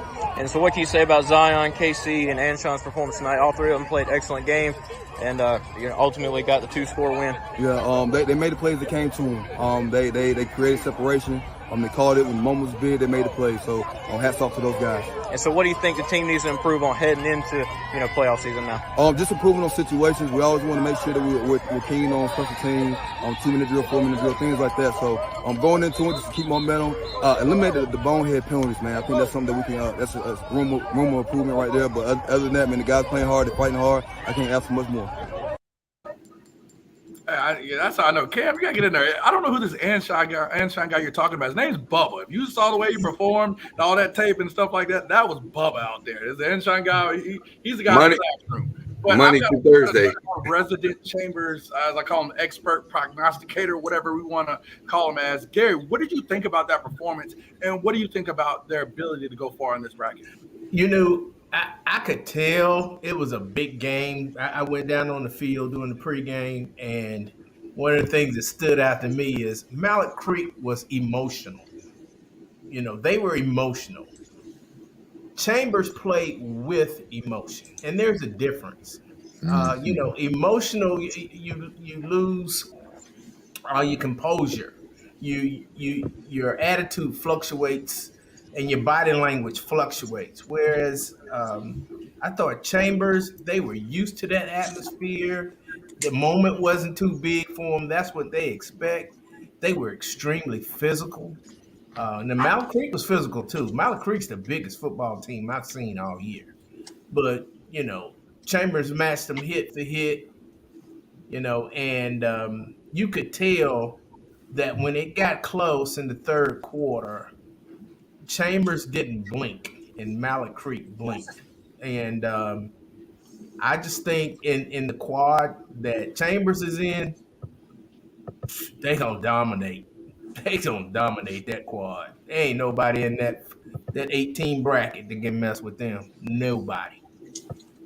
Yeah, no, I think so, and I think they've got a great chance there. And I mean, even though they did not get the conference championship seeding there, I feel like they made out better by not getting that seeding. Let's go to someone who's actually played both of these teams. Speaking, of course, more on Chambers right now. Sam Griner, you just recently played this West Charlotte team. I'm sorry, you just recently played this Julius Chambers team. Your West Charlotte team, of course, going against them. Give me your thoughts on that program. I know you guys held it tough against them. What do you think they look like? And now that you're not in the same bracket, how far do you think they can go? Yeah, I think it worked out great for them in the bracket that they are in. You're staying away from the guys in the conference. I think some of the guys that are used to playing against their intensity would be like the Mallard Creeks and the Huffs, and they're in the different quadrant. And I think that's important for their success because I honestly think, Huff, there's a potential matchup in the semi or the regional final. I think they both can match up, and I think that Huff matches up really well with them. But to be the man, you got to beat the man. And Chambers has been in the state championship the last 3 years, 4 years, 3 years, 4 years. That's right, 4 years. Yeah. So this is where they play good football. It's going to be tough. I mean, I think that's, something to add there. Like you said, just about not blinking. Sucks. I mean, Huff, look at this bracket. They've got East Forsyth or Mallard Creek there, and then potentially seeing East Forsyth after that. I mean, that is an absolute gauntlet and a sick reward for winning, being designated as the conference champion. Dale, I'll go first to you. You give me your thoughts on this. Well, I just wanted to make a comment. I said me because of Gary's comment about playing with emotion and being emotional. And I would have hoped that Mallard Creek would have learned a lesson from the Huff game back. I know we don't want to talk too much about previous, but say about a decade ago when Huff beat them in the regular season and faced them in the playoffs. And Mallard Creek in that game played with emotion. I mean, they were not emotional. They played with emotion, whereas Huff was just the opposite. And, of course, the team that had the emotion and wasn't emotional won. It's something that teams have to really, coaches have got to really get under control, is that emotion. And I'll ask you guys when we get offline. I do have a couple of questions about that game, but let's not belabor things. I mean, let's be honest though. Let's don't discredit Porter Ridge, who plays a tough schedule in their own right. They are really good defensively, and I think that their first matchup Chambers has with Porter Ridge is a little bit more sneakier one than we're giving it credit to. Porter Ridge is really good coaching staff. They're defensive-minded guys. It's the head coach. He does a great job. I mean, I still remember from way back in 2017, he did some adjustments that, I'm still impressed with, and I think that he'll be prepared in this game. It's just I don't know if they have enough firepower to go with Chambers. Highly disciplined team. That's the we've got to remember, Sam, that they actually, again, with the with the shotgun option that they run is a little unique.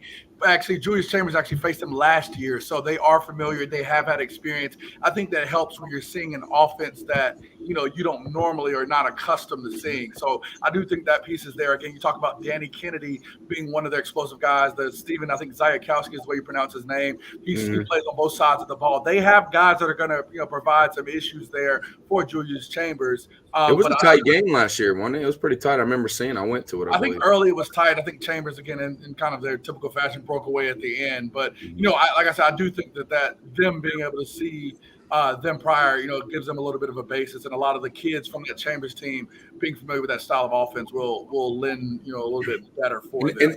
And last thing, I don't know if I should say this, but like Chambers is really good with the intimidation factor. They're going to be rowdy. They're going to be doing their deal. They could be at the 50-yard line, getting ready before the game. And how does Porter Ridge and other teams in this brackets, match up with that? Do they like, oh gosh, that's Chambers, and spot them 14 points right from the get-go, or do they rally up and play with emotion like Gary was talking about before? That's something that we're going to see, and I don't know. And I think it helped like someone like West Charlotte when we played. But if you're not used to playing with that type of emotion, and you turn, it becomes emotional. Yeah. And Chambers Porter Ridge is too disciplined to become emotional. But the question is, can they play with emotion? Because they're going to need some extra element to compete with Chambers. Yeah. Agreed. No, without question there. And Cam, I'll go to you for final word. Yeah, I just think any team that can put up 27 on Mallard Creek's defense is legit and ready to roll. Zion Booker's playing incredible right now. KC's finally healthy. I just think they're ready to make a big push. Agreed. I think their stars are coming together at the right time, kind of as expected for sure. But, again, guys, that's been a great breakdown. I mean, I think Chris, Guru, thank you for you guys, on the east side. Jack was amazing. Alex Bass, of course, per usual. I think that was phenomenal. People don't understand how big an undertaking that is to go through those brackets. So, Guru, we already know we get you kind of wearing the 4 or 5 of the second half of your Jordan stage of your career. So thank you for that, again, everything that you have done. Let's get to Chelsea's world, though. I think, she's been doing a phenomenal job. She's in the early stage of her career. She actually has an interview with Providence Day's Channing Goodwin. The last name may be familiar to you. His father, Jonathan, played at Michigan and in the NFL. So let's get to Chelsea's world with her phenomenal interview.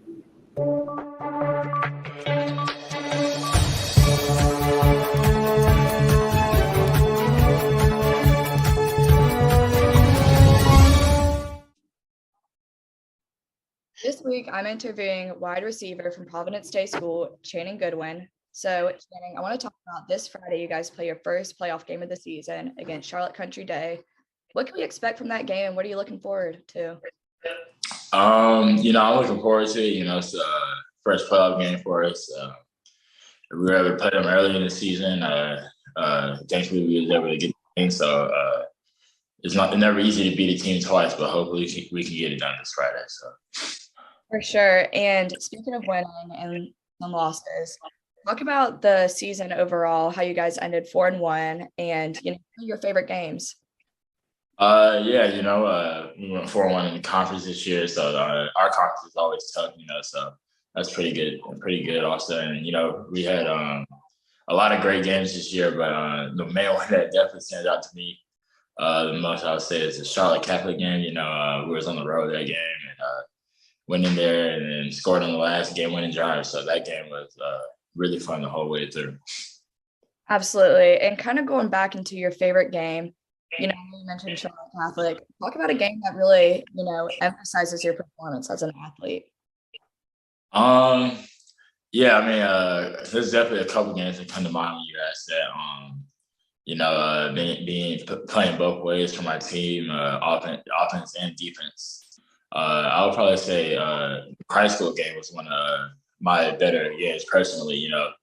I scored 4 touchdowns that game, so for me personally, that would probably be the best one. But I'm just glad as a team we're able to get the win. Sure. And Channing, football runs in the family. Kind of talk about how you grew up with the sport and what it means to you. Football definitely runs in my family. A lot of football players that are related to me. It means a lot. Growing up, I used to watch my dad play. Watching my dad play all those years, it was something I always knew I wanted to do. So, it means a whole much to me. Definitely a lot more than a game. So, just seeing that my dad is that role model coming up, I knew it was definitely something I wanted to do. Absolutely. And speaking of football in the future, I know you're in the recruiting process and you just got an offer from South Carolina. Kind of tell us about the process so far. I know you've had some visits, some interest offers. About it. It's definitely been crazy. Things definitely been picking up a little bit. Like you mentioned, South Carolina did recently just offer me, and I visited a couple schools so far this fall, like NC State, Kentucky, Michigan, and I'm planning on going to Virginia Tech and Wake Forest in the future. So things are definitely picking up, and hopefully I'll be able to make a decision coming soon. Absolutely. And between all these schools, what are some qualities of school that really would make it the one for you? That's a good question. Definitely a place I feel like I can help the program out. A place I can go in and expect to win. That's definitely a thing I want to keep doing. Just like I said earlier, just a place I feel like I can go in and help the team win and do whatever I can. Absolutely, for sure. Well, I know when the time comes, you'll pick a great school, and best of luck this Friday. I appreciate it. Thank you for having me. Thank you. Chelsea continues to set the bar high. Guru, I think that's been a blessing for us to have her on there again. I don't know too many shows that go from some of the quality of Kinsey to now having, Chelsea's World, and that's been phenomenal for us. So. Speaking of Kinsey, she ripped me the other day on Twitter. Did y'all see that at all? Yeah. God, I missed that.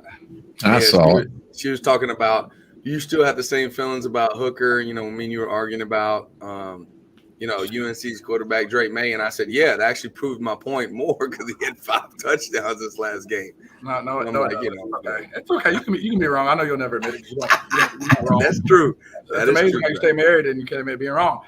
But anyway, let's talk about being right. So let's go forward with these brackets here. So we've got the private school, the NCISAA playoff brackets have been released this weekend. We'll start with Division II. As we know, last year Division II was won by the Kennan School, who has been subsequently bumped up to Division I. So again, we'll have a new champion here this year. Let's look at the top half of the bracket. Guru, I'll start with you, and anybody else is free to join in. We know Asheville School here has gotten the 1 seed there. Looks like that's at 5-3. Sorry, I can't see it as well. 6-3, excuse me. They will play the winner of Hickory Grove Christian and the High Point Christian Academy. Guru, I mean, I love Asheville School. They've had a great year so far.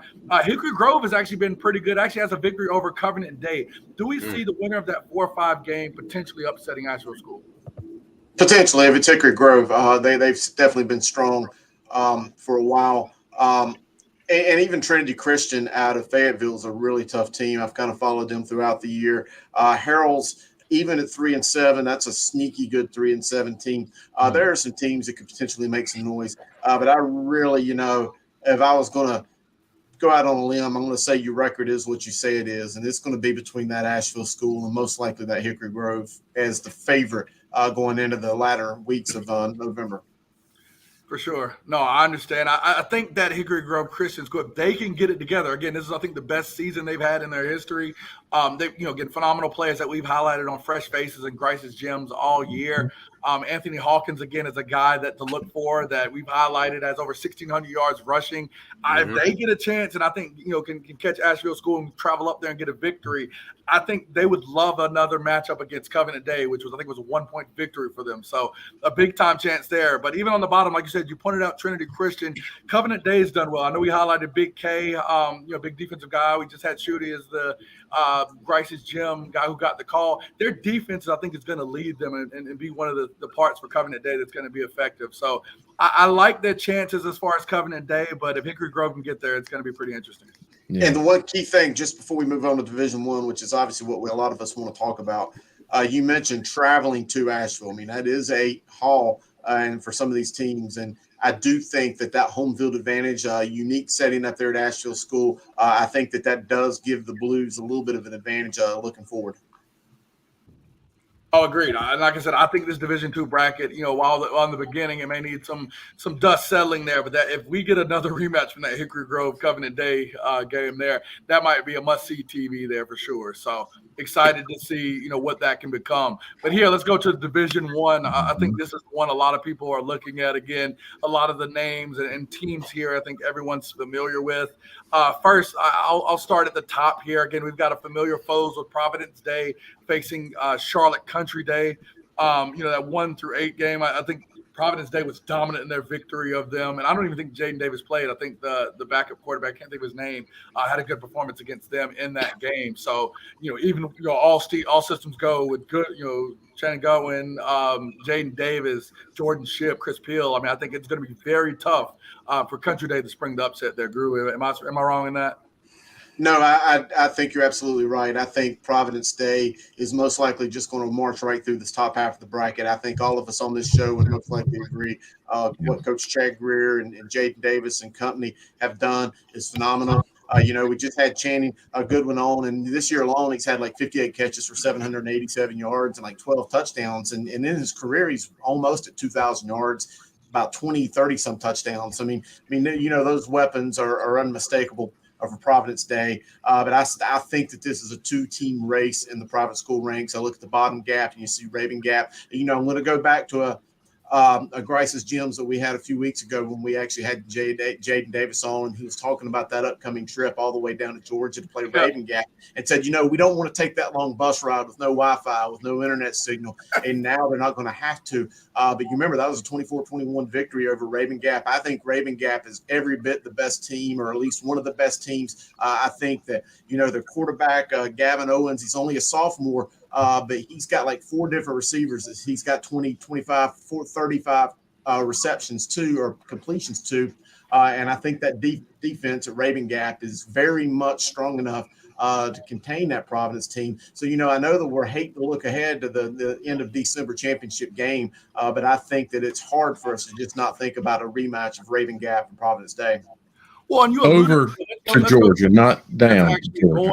Raven They're Gap up there in that upper corner. we talk about that with Cannon School, again, that first year in D1, they, have a phenomenal year and get a 7 seed. I really thought that they were hard done with that. I didn't think that they got something favorable there. We talk about their offense with Tyler Green. We've highlighted him in years past. Again, going up there with a formidable offense, it's going to be tough. I think Raven Gap may be successful, but I really wanted to point out, I think Cannon School not getting a great seed there. We look at that Charlotte Christian game as a potential rematch, which was within 2 touchdowns, I think 24-10.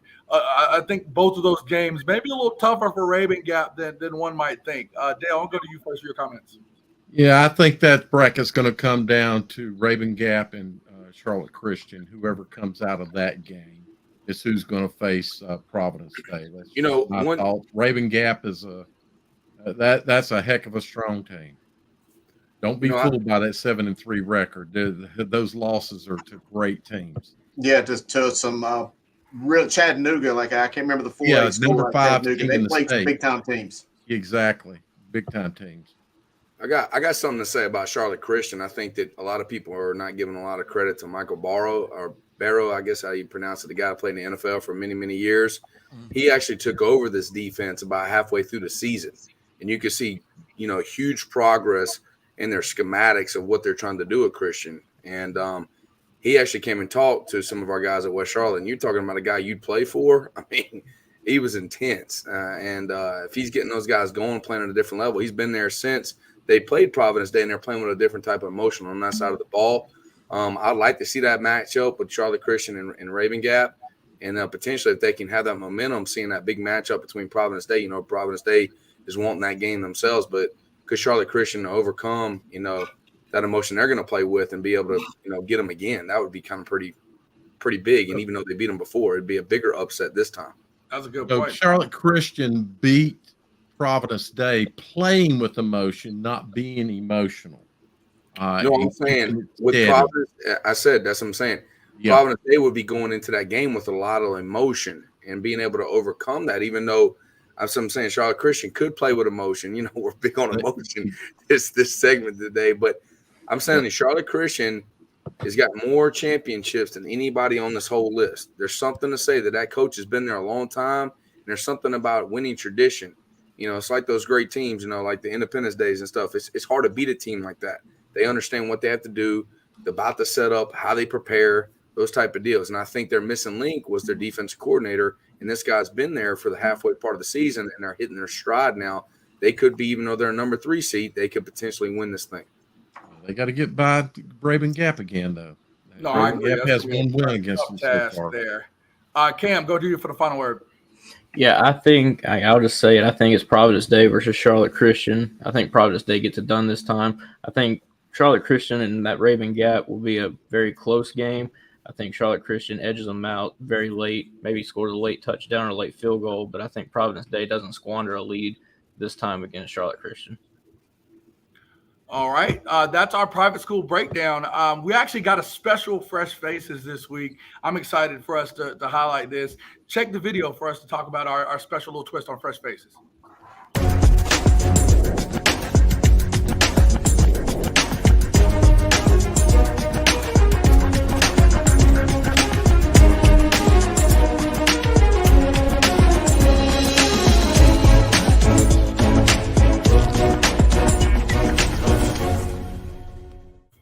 All right, we're back. GG here for Fresh Faces. We've got a little spin on it. I think Langston's got a sense of humor. We've got a freshman Fresh Faces. So again, all the guys you see here are going to be freshmen that have made a big impact on their varsity football teams here this season. Let's start here in the Charlotte area, Providence. Jackson DB. In Friday's 49-0 win over East Mecklenburg, the freshman quarterback was 4 for 6 passing, 151 yards, and I think in 2 touchdowns. He ran 3 times for 47 yards and a touchdown as well. Hey, Griner, we've got a freshman here that's showing he can do it on a big-time stage. What do you see here in this kid? I mean, he's got a great release. So you see his release, it comes out like a little fiery gun. It's got a whip to it. I mean, this kid's a freshman, big arm, and be able to run it with his legs too. A lot of times your athleticism as a freshman is not quite there. This guy's got it all right now as a freshman. I mean, it makes you think like this guy could be playing, and we'd be talking about him for the years to come easily. Oh, I agree. I mean, everybody, we talked a lot about, Luke Bailey and everything. They've got a future budding star at Providence here at quarterback, and he's got that size. Doesn't look like the freshman I knew growing up. He does not look like I know. Was he a starter on day one, or did he earn the keep? I don't know. I think he may have merged on, but again, he may be approaching that for next year. So we'll look forward to seeing what he can do next year for sure. Let's go up into the Piedmont Triad area. Jalen Moore out of Reagan. I've heard about this kid. 9th grade running back, ran 22 times for 298 yards against West Forsyth on October 7th. Reagan's doing pretty well. They're 8-2 this year. For the season, he is leading the team in rushing with 57 carries for 717 yards and 5 touchdowns, averaging a first down every time he gets the ball at 12.6 yards per carry. Connor, you love to run the ball. This kid would be great for you. Yes. I mean, look at him. He's not very tall in stature. He hides behind the line well, but he's got a great burst. He's like got a little Darian Sproles to him, and this guy's got some good wiggle to him, but he's got a good burst that he can finish it off. I just wish he got 2 more yards. I needed that 3 bucket on there, Oh, my goodness. Yeah. So, I mean, again, like you said, he's smaller in stature, but he looks to be natural with that ball in his hands. And I think Reagan's going to be a tough out for anybody in these playoffs today. Solid season. We can see why they're doing well. Let's go down east to Rocky Mount. Tavares Parker here leads the state's freshman with 6.5 sacks this season and 9 games played. He also has 53 total tackles this season. Again, a kid like this playing on the defensive line is a big-time guy. Grinder, we know you love defensive guys and really good guys with high motors. He looks like he fits the bill here. Yeah, they got the slow-mo version going on right here because he's so fast we wouldn't be able to see him on film, so we went slow-mo just so we can see this quick freshman of the D-line. Again, you got to have those guys. But I love, down east, we seem to have a lot of great, long, lanky defensive ends. I mean, we know that's basketball country as well. But some of these guys that are just so natural, getting off the ball and making plays. You see the speed. He looked like he might have been out leveraged there by the quarterback. He made that speed up in a hurry. Yeah, ate it up quick. Oh, definitely. Let's go into the Raleigh metro area here with Braylon Peebles and Cardinal Gibbons. He's number 2 among North Carolina freshmen in punt returns, and he leads the states in kick returns among freshmen, averaging 21.38 yards per return. He also has 28 tackles at defensive back. So, again, a kid that can bring it on defense, and if he gets the ball in his hand, he can turn it, some defense into offense.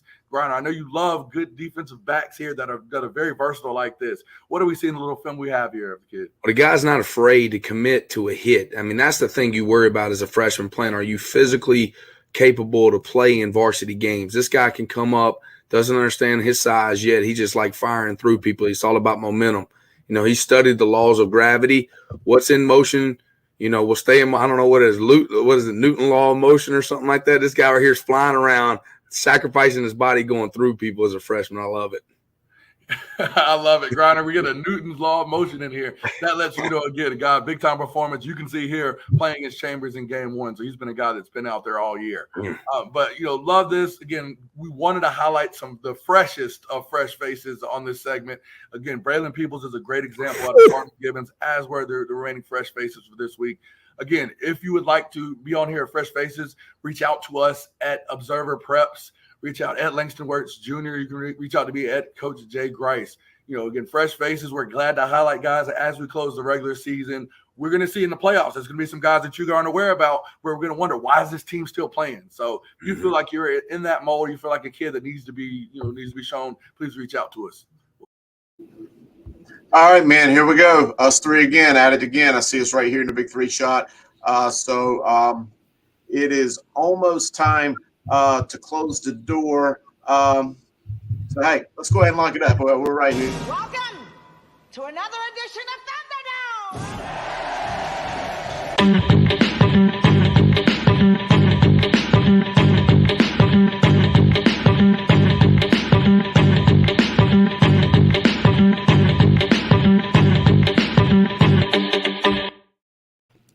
Hey, question for you, Grice. Did you go trick or treating with the fam, or did you stay at home and you kind of give out candy? I stayed at home and to sleep. Hey, man.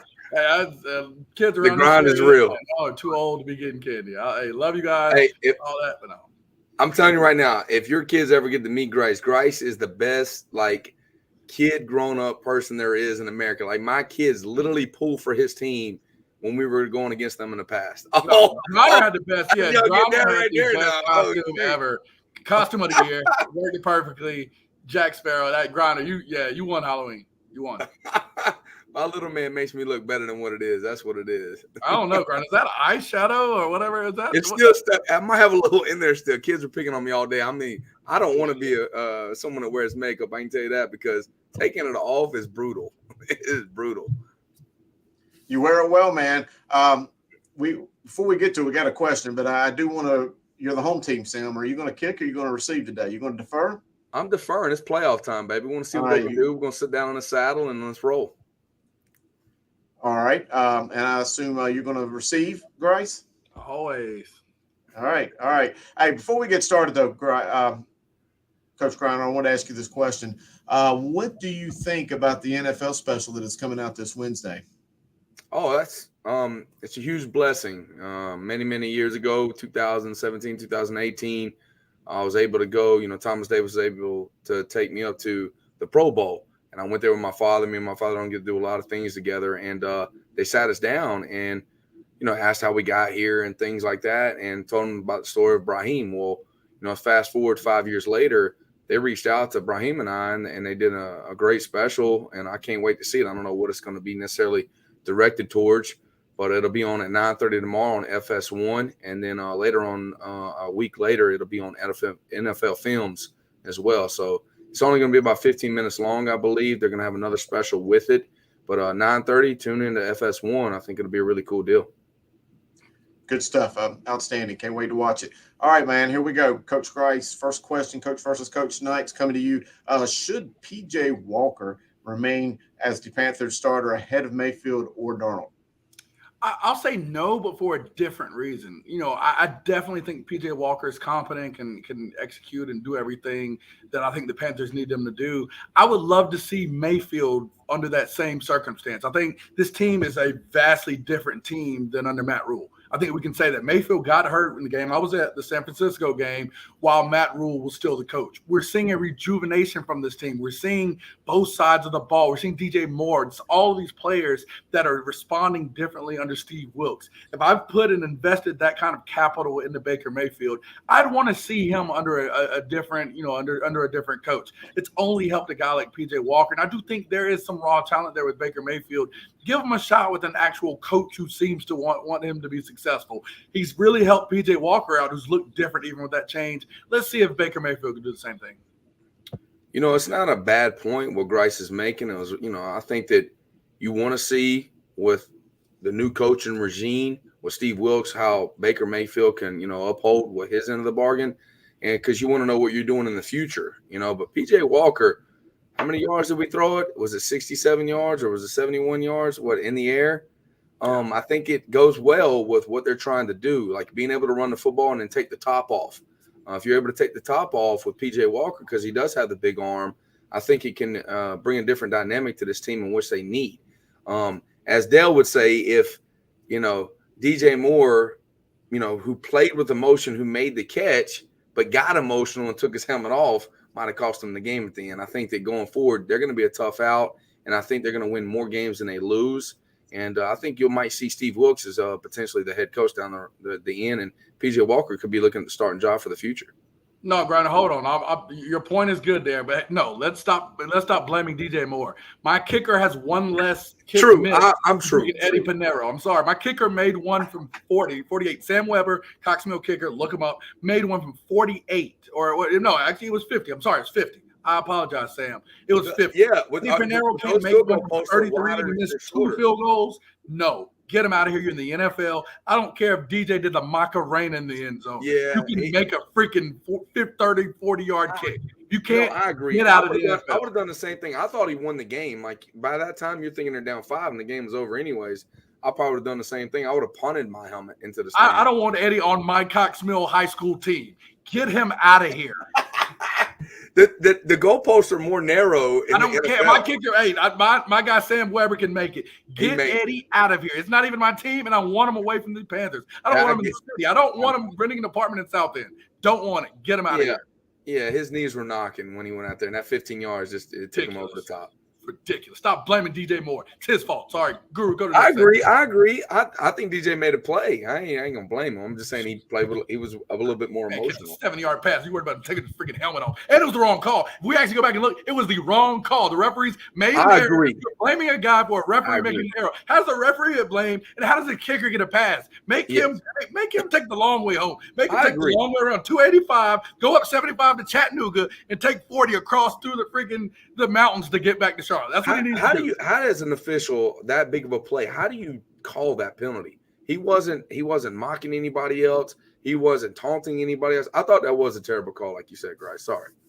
So I just hate that. I'm not a Panthers fan, so I don't get to talk to people. I'm sorry, Drew. I'm taking up precious time, but I need to get it out there. DJ Moore was not wrong. Give me a T-shirt. Hey, it don't bother me. I'm glad to call you two men, my brothers. Here we go. Question number 2 coming right back at you, Coach Sam Griner. What do your eyes tell you about the playoff seedings? Over or underrated? What do you think? You talking about like 4A, 3A, 2A, 1A, the seedings? Whoever you want. I think RPI. Any team seeded. I don't know. I'm just reading the question the way it's written. What do your eyes tell you about the playoff seedings? Who is over under seeded based off the eye test? There's a lot. There's tons of teams. Tons of teams 3A and 4A that are like, seededly differently based upon where they finished in the conference. I think that you got your champions. It should just be strictly champions. They shouldn't just do strictly RPI. There's got to be some type of strength of schedule. I've been saying it for years. I feel like or 2 years now, but strength of schedule has got to play some type of aspect in this whole deal, because you won't have certain teams having a 10 seed and they're dominant teams. I mean, like even Independence, what are they seeded right now? 8th or 7th or something like that? 8. There's no way they should be seated 8th. I mean, they've earned their keep. They played unbelievable. They lost one game all year, but neither here or there. That's okay, Grind. I know you had a busy day getting ready for your playoff, game against Stuart Kramer, because the question actually asked specific teams. So I took the 5 minutes that it took to look at the bracket and came up with 2 easy teams. First, I'll go with actually our potential second round matchup, our other second round game, Marvin Ridge. They had 4 games without Evan Metters, who definitely is one of the best Union County quarterbacks, one of the best quarterbacks in the area. So even their ranking, I think they're 20. I have to go back and look at 24th, whatever the specific number is. They got Weddington, a team that they only lost to by 3 points 3 days ago, and they've got to play them again. I think Weddington got a raw deal because they seeded a team that played 4 games without their starting quarterback. I think that's the one, to me, that's there. I look at Dudley even. I mean, they're only a 6 seed, and they had 2 losses. Griner, one of those losses, they only played half a game, and it stopped because someone got stabbed. They didn't even lose the game. They played half a game. They said, well, we're done. And they're past champions. Past champions should have some type of capability that goes into the fold. You get to, that's what I'm saying. So they got one of their losses that way. Oh, and that was all in the beginning of the season. They haven't lost a game, I think, since we've been hanging out in shorts and t-shirts by the beach. So you got to talk about a team that's been winning multiple, winning games, 6-7 games, if I'm not mistaken. Quarterback we had on Grice's Gyms has been performing. So those 2 teams for me, I think, show that they've been seeded incorrectly, and I think it's going to be tough for the teams that they're playing. No doubt. I totally agree. I see what you're saying. I need to read the big, bold letters that over underrated anything that sticks out. But I agree with you. I think those 2 teams are definitely something that, I would raise an eyebrow about as well. And I can see that question to you right there. You finally got one in about 3 years now. Finally. I'll try. All right. Final question right here. And man, I just love this segment. Love being on here with my 2 brothers. Football fights before and after games. We're looking at it, Alcorn State, Mississippi Valley State, Michigan State. How should the punishments be handled by these schools, conferences, or the police? What do we have?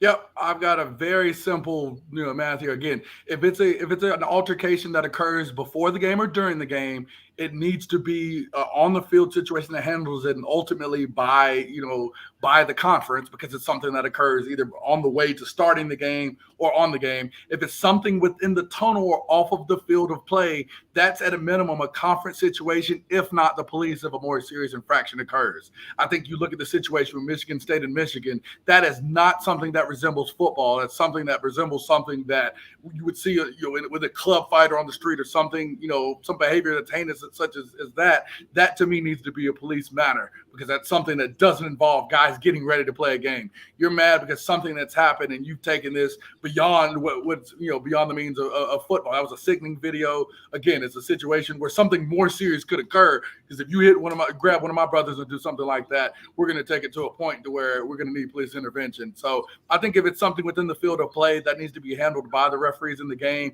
and potentially the conference. But if you start getting into stuff off of the field of play, you need to take that and treat that as a manner that was something that happened off of the field of play, and that involves the police. Yeah, definitely. Anytime you have thing off the field, police need to be involved. We need to have something to regulate, especially at Michigan State. I mean, that's just stupid what's going on. I mean, legal things need to happen, jail time, fines, the whole deal.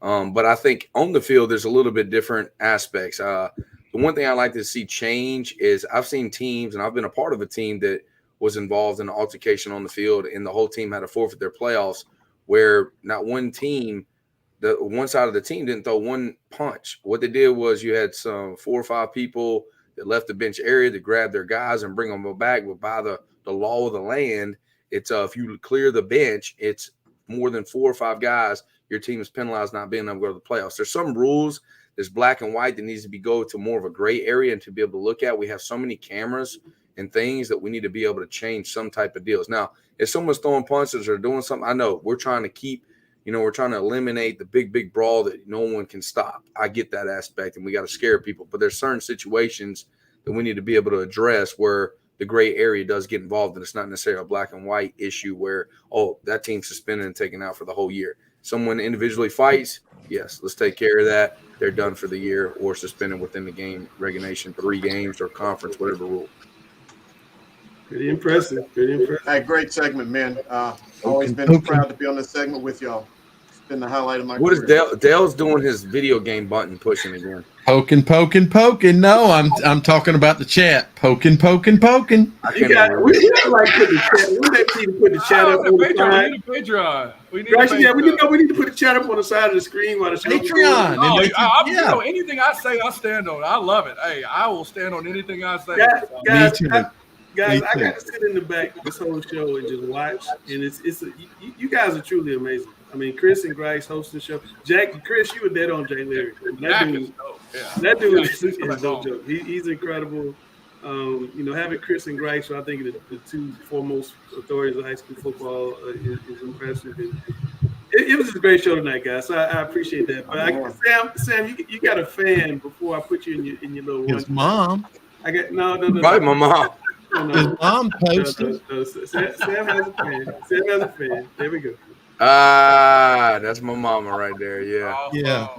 That great story. My final segment, I'll talk about the cool little story that my mom was involved in on Friday. So, if you want me to, I'll go ahead and talk about it. 30 seconds. All right. Seconds. It's 9:50. No doubt. Well, so, we did a pink out game this past Friday. The guys represent, I think it's the color of a warrior.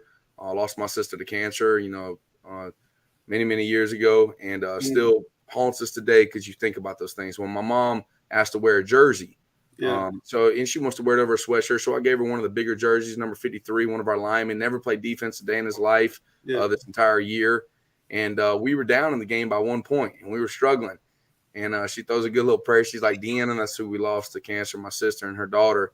And number 53, we put in on defense. 2 plays later, he strip sacks the guy and runs for about 50 yards. And my mom would call that a God wink. And I thought that was really cool because she supports me to no other. She brings my kids to the games. I'm 40 years old, but she'll still love me like I'm, a 10-year-old son. She tries to support me in every way she can. To be able to see her at West Charlotte games and bringing my kids, it means a lot to me. I don't give her enough credit for all she does. And it was great to see her get a God wink in herself, representing that Cancer Week, wearing the pink uniforms. And she was able to wear one and made a big impact, number 53. So I didn't know you were going to do your last word in that little part there. Yeah. That's it. That's what I was just trying to do. I'm trying to give you your last word. Yeah. Guys, it's been a great show. Like I said, I enjoyed it in the back. You guys are very impressive. Break down the East and West, and I hope fans enjoyed that. I know how hard it is And I know how much work that you guys, specifically Grice and Chris and Jack and Cameron, put into this tonight, and everybody, Dale, everybody put into it. So I appreciate Hey, it. Langston, can I say one thing? Yes, sir. I know recently we've either taken criticism or credit for our picks, and I just want all the fans out there to know that we don't pull for anybody. I pulled for West Charlotte. I'm not gonna lie. But. Yeah, well, you don't make picks. Better. You don't make picks. But those of us on the panel that make the picks, we just try to make basically an educated guess. You picking one or the other. Somebody's going to be mad no matter who you pick. Somebody's going to be mad no matter who you pick. So Gary, if I pick somebody and they lose, but it was a great game, I feel good for that team that won, even though I lost in the picks. I don't care. Yeah. Gary, I got a question for you. You do such a good job asking those questions on Coach versus Coach. Here's my question for you.